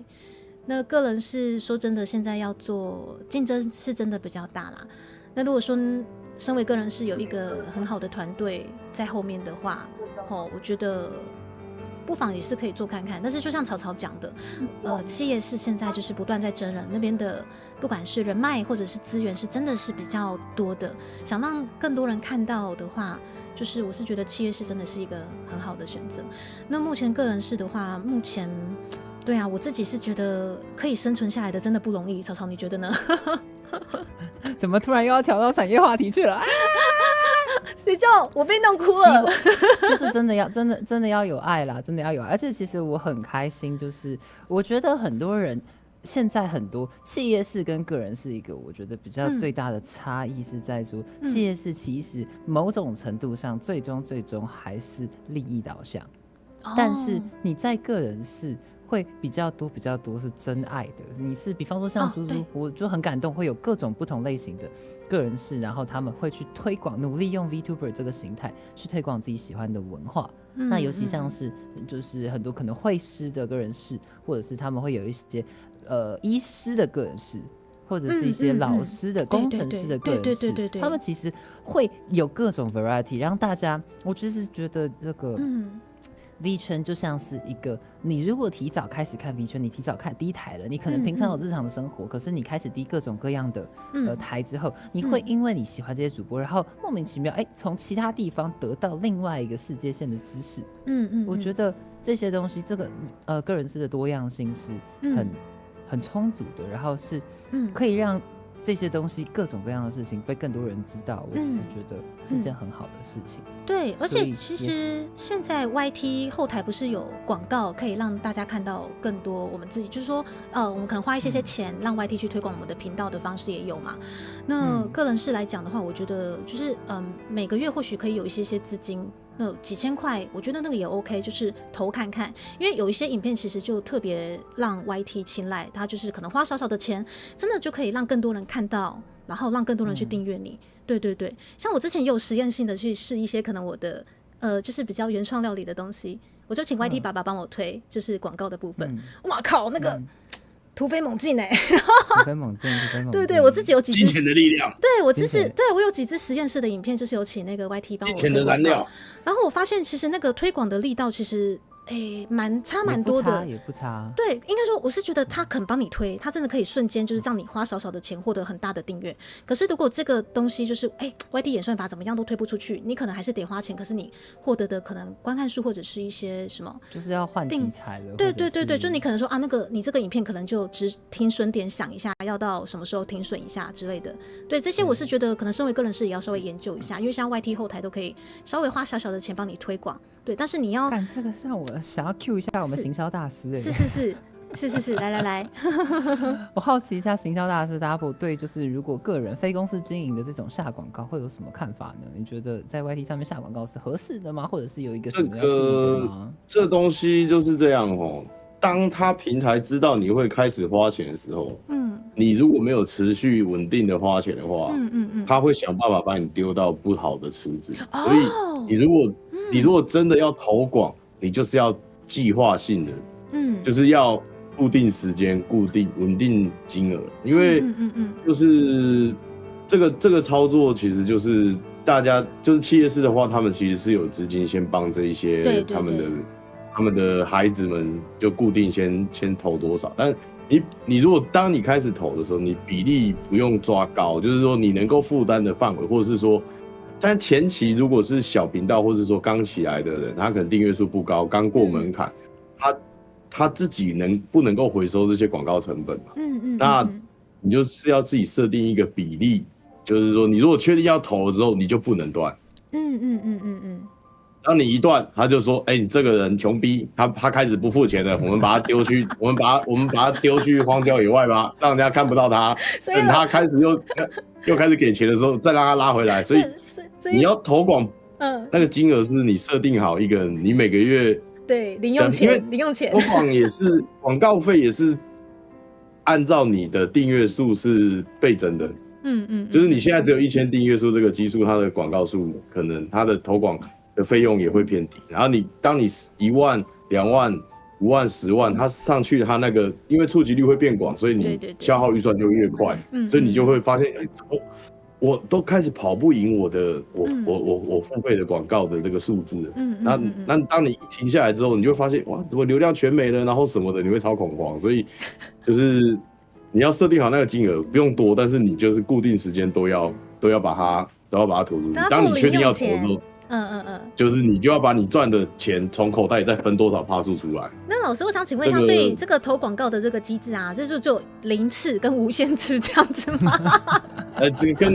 跟正常人女装的次数是一样的。那老师，那你这样还会建议说个人是要投吗？就是如果你没有真的有这种 KPI 的需求的话，其实尽量是不要啦，因为你一直都白嫖，他也知道你白嫖，那就大家就会有个默契。当你开始投的时候，他让你尝到甜头的时候，你接下来的你发了说，我怎么都更惨呢？怎么都没有那个，就差不多像是买季票、买月费的机制但是你会你基数越大，你会越氪越多。原来是就是像你玩游戏，以前都季票的游戏就好开心了，然后后来变成月票，然后现在哇，你每周要氪满1条龙，哇，花好多钱那样子。玩法不同，对啊，因为他们也要赚钱嘛。也是啦。对啊，你有流量，他们也赚钱了。他是赚两倍啊，流量的广告的费用他也赚，然后你投广的广告费他也赚啊。那平台的运营就是在赚广告费嘛。对啊。那这样的话，基本上企业是基本上也都是固定会喂养 YT， 然后基本上你看其他人他们那些乡的经营者，有些人会分享他们投广的预算嘛，那其实都是基本上都是10块钱换1个粉丝啊。平均下来，你投10块换1个粉丝嘛？也就是他们都会想办法一开始就是说10块一个，10块一个是这样，平均是这样子吗？10块差不多是这个。了解。如果你看他完全靠钱砸的，然后初配信就万定的那种的，基本上都是10块到15块一个。了解。然后他们首先就要先花大几十万。对啊。然后再来就是你今天花钱之后，你今天通常我们说砸出了订阅数，可是其实对 VTuber 来讲比较实际的 ，VTuber 跟 YouTuber 不太一样的地方就是我们是长时间开台，我们是主要是直播的。你到底有没有本事可以在直播的同时增加这个直播的同接，让你有条件去接，比方说商业的业配，或者是观众会不会愿意喜欢你，然后抖内里，我觉得这个其实又是不太一样的路。你到底有没有能把这些东西转化成对啊，因为其实这个有讲难听一点的话，就是因为我是合格的乞丐，我有那个街头艺人执照，合格的乞丐，就是你他们会在那边一直看，对不对？但是你如果要人家投你钱，你要要引导嘛，要跟他们讲说，我需要什么，你要不要协助我？5块10块不嫌多，100块不嫌少，1000块感谢你这样。好顺哦。就是这种，我是就是台北刚开始有街头艺人的执照的时候就去考的，也是10来年前的事情。好酷。对啊，那但是这些就是要看你经营的目的啊。你如果只是用爱发电，然后好玩，跟大家交朋友，然后大家杀时间，那陪伴一下大家，那就这样嘛。但是当你有想做，比如说我们这次你开原创曲，我们有募资，你做什么事情有募资，那大家是愿意互动的时候，你就要真的要扯下那个脸，就是跟大家说，我有这个需要，你们如果也想要一起玩的话，加进来，那你们给我们的支持，就是我卖身卖相给你们啊，你就给我们投零钱嘛，就像你之前那个点播投钱的声音这样子。老师，我下次募资的时候找你来开台好了。而且其实我觉得猪猪可能比较没有遇到这件事情，不过比较就是可能比较多唱歌，或者是会出原创曲，或者是会翻唱，像是我以前频道就遇到一件事情，假设你在你今天把一首翻唱曲然后投广告，通常你是出了一个作品，你会特别想要把它投广告，那可能之前猪猪就是比较特殊企划啊，投广告，那你这个投的广告，你可能会转换成订阅数，订阅数会起来，可是因为他们是喜欢看这个固定的内容，而不是他想要跟你互动，对，所以他不一定会来看你直播。没错，对，所以其实这件事情到底算这样，到底是有效益吗？数字上订阅是变多了，可是直播同接没有变多，这到底是不是我们最后需要的？我觉得也是要纠结。而且其实现代人因为直播同接这件事情，目前你也是。就是这个，其实如果是官方的情况，他其实没办法帮你增加嘛，你只能说收到的通知的人变多了嘛，因为你粉丝你订阅数变高了，那他订阅了你的频道啊，他有开启小铃铛啊，你每一次直播他就会跳出来啊，然后会不会又来看，这就看嘛，因为现在的话。这个还是看整体环境啊，因为大部分还是会觉得 YT 不是一个直播平台，虽然很多人在上面直播，但是大家还是把它存在于就是说，它这是一个看影片、看节目的平台啊。那真的直播的话，因为太多的人在分这一杯羹，那就有各种不同形形色色的直播平台，有手机专用的直播平台啊，网页专用的，然后其他的就隔壁紫色学校啊这些的，就。你只能靠自己，就是说，喜欢我的，我什么时候播，然后再来，然后就社群 SNS 推广，然后跟大家给周表，然后什么的，就是大家在做的事情，你还是得做啊。没错，就这样。而且其实现在补档派的人其实也越来越多了啦，因为其实要跟着直播，其实真的不得不说，真的还蛮辛苦的，很累，而且你又要身兼，可能又要工作，然后可能要避开女朋友的眼线或者老婆眼线，真的还蛮辛苦的。所以现在会看直播的人，其实我只能说是真爱啦。对，也就是说，就订阅数在飙涨，其实基本上也是会有人订阅，可是就定在那边，他不见得会来直接跟你直播，但是他会选择补档。对，其实我这边其实我的频道来讲，补档派的人是比较多这样子，因为我都开中午时间啊。你要想，你开的时间就是薪水小偷时间对，所以大家可以来的，你们现在都真爱好不好？薪水小偷。对，薪水小偷都是真爱，而且都是偷偷摸摸挂台。对呀，而且原来就是很开心，今天可以跟你们聊到可能关于就是说原来什么10块钱一个粉丝的一个数据吗？这对我而言好珍贵哦。对，因因为你这样会让我很开心的是说，我之前有试过，就是那个我唱碧笋的那一支袖子，然后我想说请 YT 爸爸帮我推出去看看，因为我特别喜欢用那个台语的歌去推看看，然后就那一支很夸张它平均大概1块跟1.5块就1位订阅，就一个粉丝啊，赚烂非常好的情况啊，赚烂你知道吗？我想说赚烂天哪，我想说赚烂，对，我想说奇怪 YT 怎么这一部就是还是说像 YT 其实基本上都还蛮亚萨系的，都肯推。但是我之后数据观察下来，想不对，我就是那只碧笋赚烂，超级赚。对对对，平均就是1块或1.5就有1位粉丝愿意加我，很棒对啊，这个是因为我们刚刚讲的数据那些其实都还是官方的，因为再来就是比较不好的就是非官方买流量，那我们这里就不要讲了，等一下有人坏跑去下，对啊，那个都会有影响啦。了解。好哦，那基本上其实经营面来讲的话，我觉得形形色色啦。不过其实也希望今天的直播就是关于说我们这次的原创曲的各种疑难杂症，大家其实都有听到，然后或者是说可能在于就是说不管是音乐层面的经营，或者是 VTuber 的经营，其实我觉得有些东西都只是环环相扣的。文创产业啊，真的在台湾真的不太容易，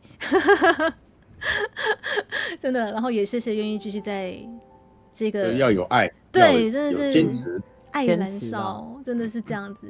好，然后最后也真的是谢谢老师们还有什么想要特别补充的吗？我的话，接下来会有一些这个原创曲的解析，会在我的小频道。好哦，但是那个就是给人家助眠用的啦，就是大家就是林朝会想知道这些技术类的东西啊。你特别 cue 我这样子，我不去跟党，这样我会有点尴尬。林朝已经是大宝是小员工了。小水手哦，啊嘿，你要不要开直播啊？我可以去那边就是现场即时发问，帮大家问问题。我去问说，开直播同接8个人吗？这样子开个屁，不开。不会啦，真的对，谢谢你们愿意在这条路上继续奋斗。今后也是会在这条路上看到2位老师吧？会吧？会啊，因为接下来我们宣传的东西还没完，我们预计可以宣传到10月。好哦，没有问题。交给你们了。做了这首歌，我们至少每周宣传一个东西，宣传到10月，至少吧。哇塞，你的东西也准备太充分了吧？因为我听大宝老师说，很像是首播之后面抓2个月是宣传期，可是其实这个我就完全没有概念了，可能要麻烦老师引导一下。宣传大佬准备要努力了。好。没有，我们就是一直持续有一些小东西吧，就像一开始我就很强迫你要公布每周秘辛这样子啊，其实一个小小的玩啊。让他不是，因为很多人就是说，哎呦，我辛辛苦苦做了一个歌，然后对啊，然后就没有了，发了之后就没有了。你们要来听我的歌哦，这样你只能讲这句话啊，这样就不好玩嘛。不是吗？的确没有错。我们要想一些慢慢的小东西啊，然后一些可能延伸的内容啊，制作的过程啊，或是说什么的，就是有一些人就是本来的你自己的群众也想知道，啊，有一些刚好路过点到看到说啊这什么东西，还点来看一下，我说哦，原来还有一个歌哦这样子。的确，我觉得宣传就是你要不断的有出逃，就这出逃。好了，今天的那个出逃大家应该已经听到了，港都电台有听的，第二个大赛，你们有听到了吗？有吗？应该是少数，因为那个时候我们以为是44分，对，因为业务给我的时间44分，结果呢不晓得为什么，对，可能吧，我觉得55分才听到，谢谢你们，还是守在那边帮我们等，好不好？谢谢，就是有听到的 ，OK， 这算是我们给大家的小彩蛋，但是没听到的也没有关系。之后还是会有机会让大家听到，就请静待猪猪给大家放消息，好不好？然后也谢谢马克先生，活得越久一定会寻找自己的文化支点。感谢在币圈有迪卡各位老师及创作者，我超谢谢你们。我们其实基本上做出来的东西也要你们支持，我们才有办法继续下去，好不好？这个是环环相扣的。好不好？那紧接着未来万一真的又有任何的募资，谢谢各位。好，先谢谢了，先讲起来。好不好？我们的团队基本上不会变哦。之后未来有任何募资，再麻烦大家了，好不好？谢谢你们。什么喜欢昏迷啦，老师？他们有人问啊，就是说要昏迷。得奖你好会婚礼耶我只是不喜欢婚礼耶啊！婚礼不要来找我，婚礼你去找老师被假婚呐，你去找他啦。好吧，此婚非彼婚，我看得懂，好不好？好了，什么2倍老师的癖好啦？是是 double 是 double。好啦，你们是2倍老师的癖好不就是在我们左边的这个美到不行的娘娘吗？娘娘，我看一下，对，这里老师的癖好就是这里，好不好？好，一览无遗，好，这就是老师的癖好，可以吗？完全正确。对，我们魏妃娘娘，我要眨眼。眨眼，不需要眨眨眼，危险不是魏妃娘娘不是在你旁边吗？他们正在吃饭，他们在享受下午茶。我有一个很可爱的影片，眼，受到胁迫就眨眨眼，我先眨眼，先眨眼。好了，谢谢，那真的是谢谢今天的来宾们，然后还有就是已经先离开的小奥老师跟5000老师。好，那么最后毛毛老师有什么想要补充，或者是跟年轻学子讲一句勉励的话，加油或者快逃，或者是什么都不想讲，可以找他学编曲，他最近要开课。好，毛毛老师要学编曲了，要教编曲了，专攻班，专攻班。这个是不是要透露一下讯息呢，毛毛老师？结果毛毛老师我是断线了 ，AFK 了，他 AFK 了。毛毛大家都要 AFK 一下，大家都要 AFK 一就下。再把他的这个，因为他也是被我胁迫来用这个推特了。是。就他推特之后也会有他自己的这个他工作室啊这些的东西的资讯。好啊，那我们就反正你有需要啊，你又想要学这种真的正规哈扣的编曲的话，也可以找这个毛毛老师，因为编曲其实我刚刚有一些小细节没讲啊，因为说以前的人会觉得说编曲它不是作曲的一个环节，它只是就是说把这些东西插花插进来，那其实它中间很多小细节跟过程，它其实也是在做创作啦，就是它其实比较起作曲，它其实是1:1的，但是我们以前的话，你像那些歌的 credit 或什么的话，你只会看到就是 compose by 谁嘛，就是谁编谁写出作曲这词曲，只会写出词曲这2个人的名字嘛，你不会写编曲啊。但是现在话的华流嘛，就是我们华人就是反正因为都被人家凹了啊，凹完了之后你上个 credit 总可以吧？所以我们现在就是你看欧美的歌，它那种送 credit 可能就是连个 credit 都没有啊。但是你看我们华人现在不管说谁出歌或是怎么样的 MV 后面压一页满满的，他就说细到就是说这个编曲啊，然后 vocal 在哪里录啊，什么东西在哪里录啊，然后这个都分得很细这样子，所以然后弦乐制作啊，就各个分配分布的细节都在里面，所以编曲其实也是创作的一个环节啊，一个环节很重要的，对吧？所以其实是蛮难的，因为你从以前常会听到说我们写旋律线就是只有一个 melody 的 line，然后就听了我们觉得优美，然后我们会有很多画面去想象，然后去把它弄成一个完整编制的编曲。像你看你这次这首卡甲的话，它就有，它这次是没有普通真鼓痛的鼓，它只有电音的电鼓，那剩下的呢就是一些。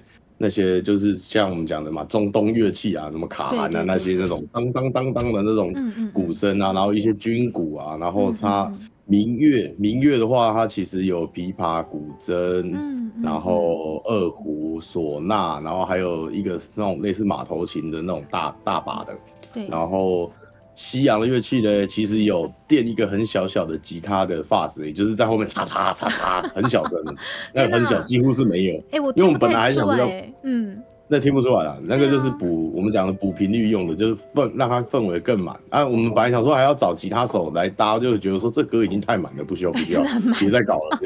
有想起来了，那时候真的有想找。然后你看。吉他的声音也有，然后呢，还有我们就是西洋的话，就是弦乐是我们毛毛老师就是几十年功底的MIDI markup 刻出来的弦乐，也是超真的。谢谢。就是你后面比较明显会听得到，就是那个对点那边噔噔噔噔噔噔噔，就是那种我们叫谁秀嘛，就是华彩对点这样子。对。啊，其实这个歌已经太多东西了，那就是这些东西其实你要想都是来自于。毛毛老师的创意啊。谢谢。就是原始的作曲，它就是顺着弄完，然后我们给参考的范例、编曲的方向，那剩下这其实是他就一颗一颗就把它刻出来，这样。所以虽然毛毛老师是 keyboard 手，但是你说像刚刚小二也觉得很酷，就是为什么毛毛老师用的这个二胡的音色啊、细谱他调得很好。对，我那时候听我也想说奇怪，乐师已经搭进去了吗？怎么也太乐师了？就是花很多时间去动那些小小的微调啊。这就比如说像作曲人，他就等于画了一个底稿，他就是用笔先画了一个底稿啊。你们社畜绘图的就要帮他加背景啊，然后还有什么描线啊，然后还有什么一些精细的地方，那些是后来这些人，那相当于就是魏飞在这边，他就是把这个曲子做出来了。那剩下的人后面就是有一整个一人担当10人工作室的这个毛毛老师，把它完整的什么部件都把它拆上去这样子，所以这个编曲也60-70轨啊，不是那种没有用的轨道硬凑的啊，它是真的扎扎实实的很多配器跟分布，真的是这样。而且毛毛老师现在还是不在吗？他也是不在线上。他可能真的 AFK 了，或是他狗狗尿尿。谢谢，我也不知道。好，没有关系 ，OK。而且中间的过程也谢谢大宝老师，很像也是有就是帮我拿去给其他很像蛮厉害的老师们听看看之类的，这个也超级感谢，超级感谢。对，我们重点就是不能自己在那边自己爽啊。就是我频道常常讲的，就是你觉得可能有问题的时候，你已经在弥留或者你没办法判断的时候，你就需要另外的人啊。这个人就是需要有点专业，他不会是就完全不懂嘛。因为如果你给你粉丝听或是好朋友听，他就是绝对夸全肯定。那这样子，如果还是有问题，也是不知道啊。我有发出声音，有听到吗？老师，你回来了，你去哪里了？我刚刚都发出声音，我想说，我明明就有接上了啊，我们刚刚一直没有听到我们都在帮你代言。对啊，我接上了，我说我刚刚有听到。反正就是那个刚刚大伯已经讲过，我后面就讲那个大鼓就是主机嘛，所以就是咚咚咚咚这样很扎实，一步一脚印。对，一步一脚印，有寓意的，对，一步一脚印是真的。我们花了60步走到这边，60步，60轨。然后我就是做那个 AI 声库的那个线上课程嘛，然后我就是因为以前就是编曲，就是太多时候都是没有人唱，所以我就用 AI 声库，然后帮我想要创作的旋律或是编曲，主要是做完善。所以呢，我的那个官网或是 YouTube 频道会很多就是那个 SV 啊、ACE 这些声库，然后来帮我的创作可以加强这样子。对，对，就是原创歌这样，那也有 cover 歌这样。那这样子的话，大家可以去听。毛毛老师的课程基本上线上啊，那也应该没有实体的吧？就是线上。这还在准备中，对啊，接下来会有。好哦，各方面的对于编曲有兴趣的话，对，我们可以联系毛毛老师，要怎么联系你？资讯他刚刚林朝有贴他的，我刚刚贴了，我再贴一次，这边有一个推特的账号。反正我们结束后，就这些资讯要留的，我们就是在下面港胸吼不洗干自己留言。港胸吼不洗干哦，我们就插个尹春娜老师没有来帮我们讲港胸吼不洗干。对啊，讲到尹春娜老师，我可能要再过去登门拜访一下啊，这个要好好感谢一下。你真的要去跪谢？我真的，他知道我们已经首发了吗？我们已经发行了，他知道吗？我没有讲。好，我去讲，我可以够的喝啊！我怕你为什么怕说我唱不好吗？等一下又说这个没有这个音。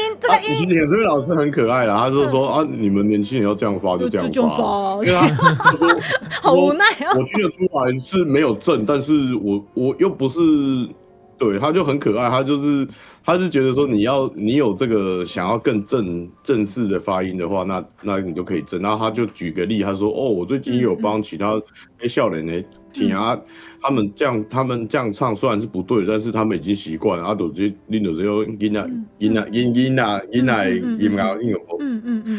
没有那么语言是会改变，会跟着。对，他是说没有说一定要这样。你在做这件事情，你想要把它做好，已经诚意到了，很感动这样。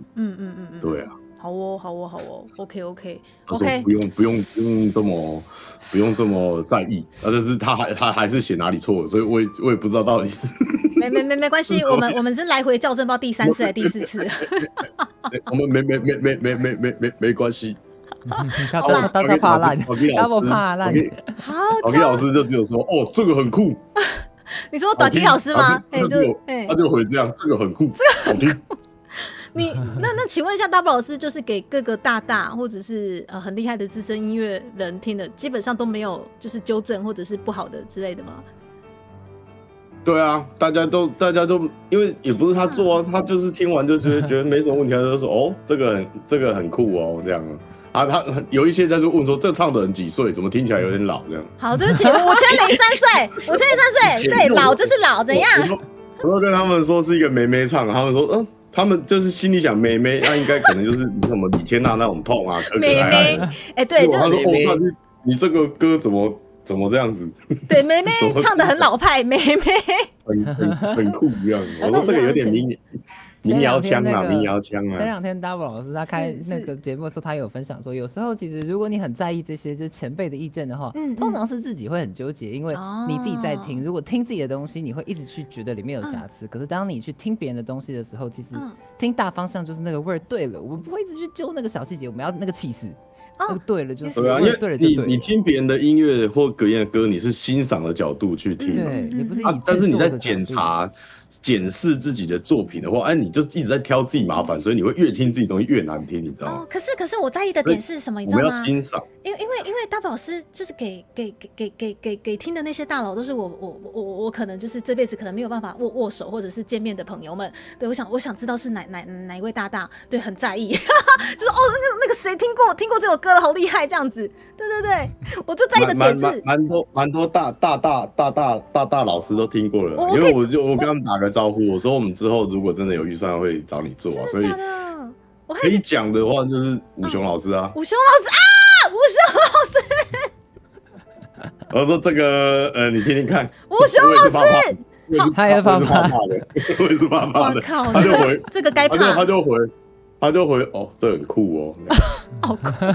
但是他说这个，另外问年纪呢就不是，反正也是就那种台语歌的老前辈。我靠，那还有其他可透露了吗？还是没有可透露的了？别吧，这样点人家名不好啦，也是，好，人家名不好啦，也是，好，有武雄老师、打给老师可以了，此生足矣，好，此生足矣，是，好，感谢照顾，对，你要武雄老师真的就写很多那些，真的龙千玉开始就有他的，对，因为我爸爸就是台语挂的，天哪，真的是好厉害，天哪，我现在有点头皮发麻了，武雄老师，我也是怕的，我也思考了一下，到底该不该传，该传不该传，好扯哦，天哪！好，因为我都说有机会可以找他们做看他们时间或是怎么样，就是缘分啦。因为这些东西真的，你如果不是前周期，就是讲求一个缘分啊，或者是你只要够有趣，人家就好玩。我继续好玩一点，好，我继续保持我好玩一点，好，我继续好玩，好不好？我继续。越来越好玩。对啊，我觉得就有点像是有时候你去看一些日本，就是一些动画，你会觉得动画就这样，可是他那个声优卡是超丰富，就是大家都觉得好好玩。的确，对，很多时候就会这样。也是啦，因为其实职人们其实在产业待久了，真的会想要寻求一些好玩的东西，是这种感觉吧？就是音乐人或是什么的，大多都是乐子人啦。就是真的有趣、有意思，会大过于很多真的。就是接没灵魂的上岸，没有灵魂，无情的制作机器，无情的制作。其实我觉得会师也是很像也是同样一个道理。对啊，大家都是，对，大家都不想变成量产型嘛，对不对？等一下，你是Toto？没有什么没有挂名字都不一样，好不好？我没有讲名字啊。量产型没有不好啊。量产型须多夫啊，量产型须多夫。等一下量产型就是杂鱼啊。我们玩那钢弹游戏最喜欢是打爆那些量产型的，就没搞头啊，就不好玩啊。可是量产型也是这个产业需要啊，这个产业需要量产型，对啊，也是需要的。我们要当小齿轮啊，这个齿轮是正的还是 kiki 卡卡的？人家嘎进去它会跳起来的那种，就不一样嘛，对不对？也是，它跳起来，掉掐。不会啦，然就直接就坏掉，直接掉家了。的确是。齿轮崩牙了。崩牙。不过我觉得讲齿轮真是很好的一个形容。我也真的认为就是环环相扣啊，真的，你们都好重要，我帮你们上润滑油，好不好？谢谢你们润滑了整只卡甲，你们都是我的卡甲，都是我的主机，谢谢。对啊，我们在做练习做总结了哈，差不多了啦。做总结 ，solo， 我觉得总结也差不多了，还有什么要宣传的吗 ？solo 呢？来，曹操先宣传来。没有了啦，没有什么好宣传。你说宣传了吗？你到时候想说还要再讲，没有东西可以讲。好啊，就是等一下，我看一下现在4点24分了。如果你刚好现在是在挂听的话，如果你现在在挂听，人在 FF 的话，等一下5点10分会出现在 FF 场外那个铁三角那边有一个工具计划的那个聚集摊。线下看得到我，线下看得到我，好吗？可以看到实体的林草，然后会有工具计划的团队。工具计划。草，那你那个是有开待机室的吗？有，我们那边待机室。我待会这样路过去好不好？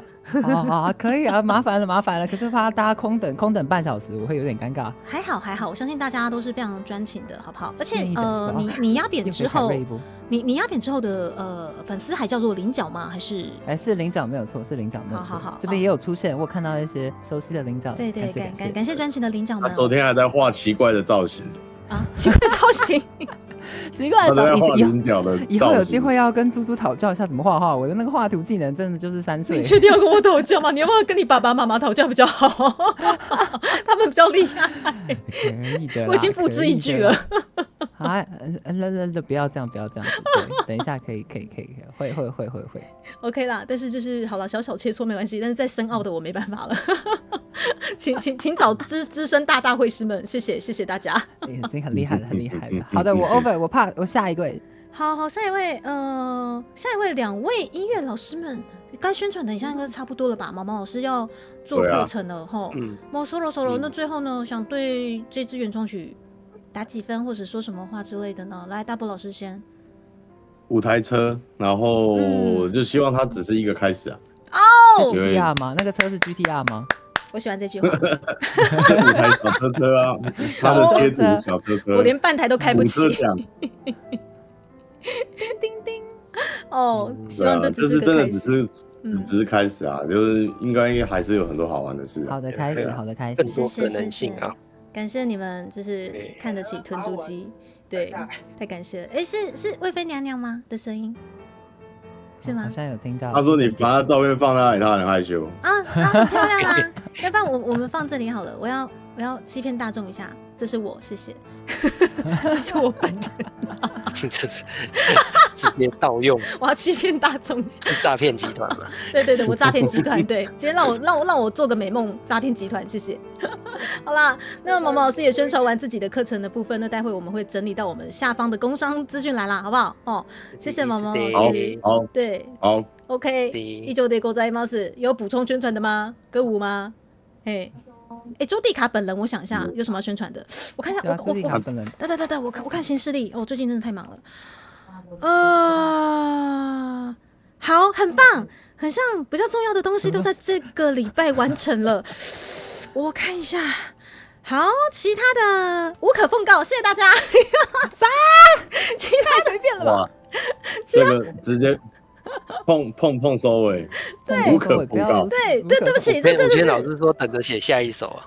真的吗？你好歹你可以去直接说，就是比方说大家去 Spotify、Apple Music 或者是杰森都听得到你的歌曲，这边都很多宣传啊。对不起，杰森帮你冲榜。可以啊，对，可以的话，那个杰森上第几名去了？对，反正在下方资讯栏，欢迎大家就是其实，在各大串流平台都听得到卡甲，就是我们这首歌了，好不好？那不管您是在哪里听，都欢迎我们多多循环。然后在 Street Boys 目前，我今天没有去看榜单，对，总之欢迎大家。大概是40或3，我今天上午看到。是。对，还在上面，还在上面。然后我 Street 那是 Boys 总榜哦，他的对，而探索且是总榜哦，榜应该还它不是在随机的分类，它是对最大的榜哦。对，这个我真的是很感动，就是因为它有分类探索，还有什么爵士不我不知道，我们是在探索的那一区，然后探索区很像目前还是冠军吧，谢谢大家。然后总榜也就是全部里面的这些歌曲的排行榜，我们有挤进到前5，然后好像还有之前有在首页了。对有啊，我很开心，对，所以就是有拿到编辑推荐，对，还有拿到编辑推荐，对，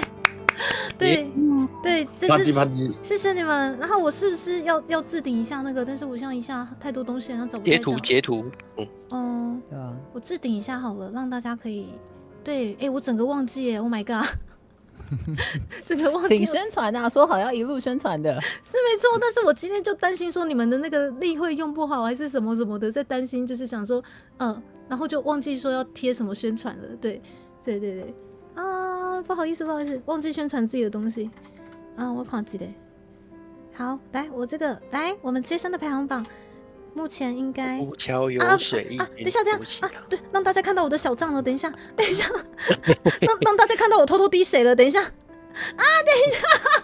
偷滴，等一下啦，这个是我的另外一个那个啦。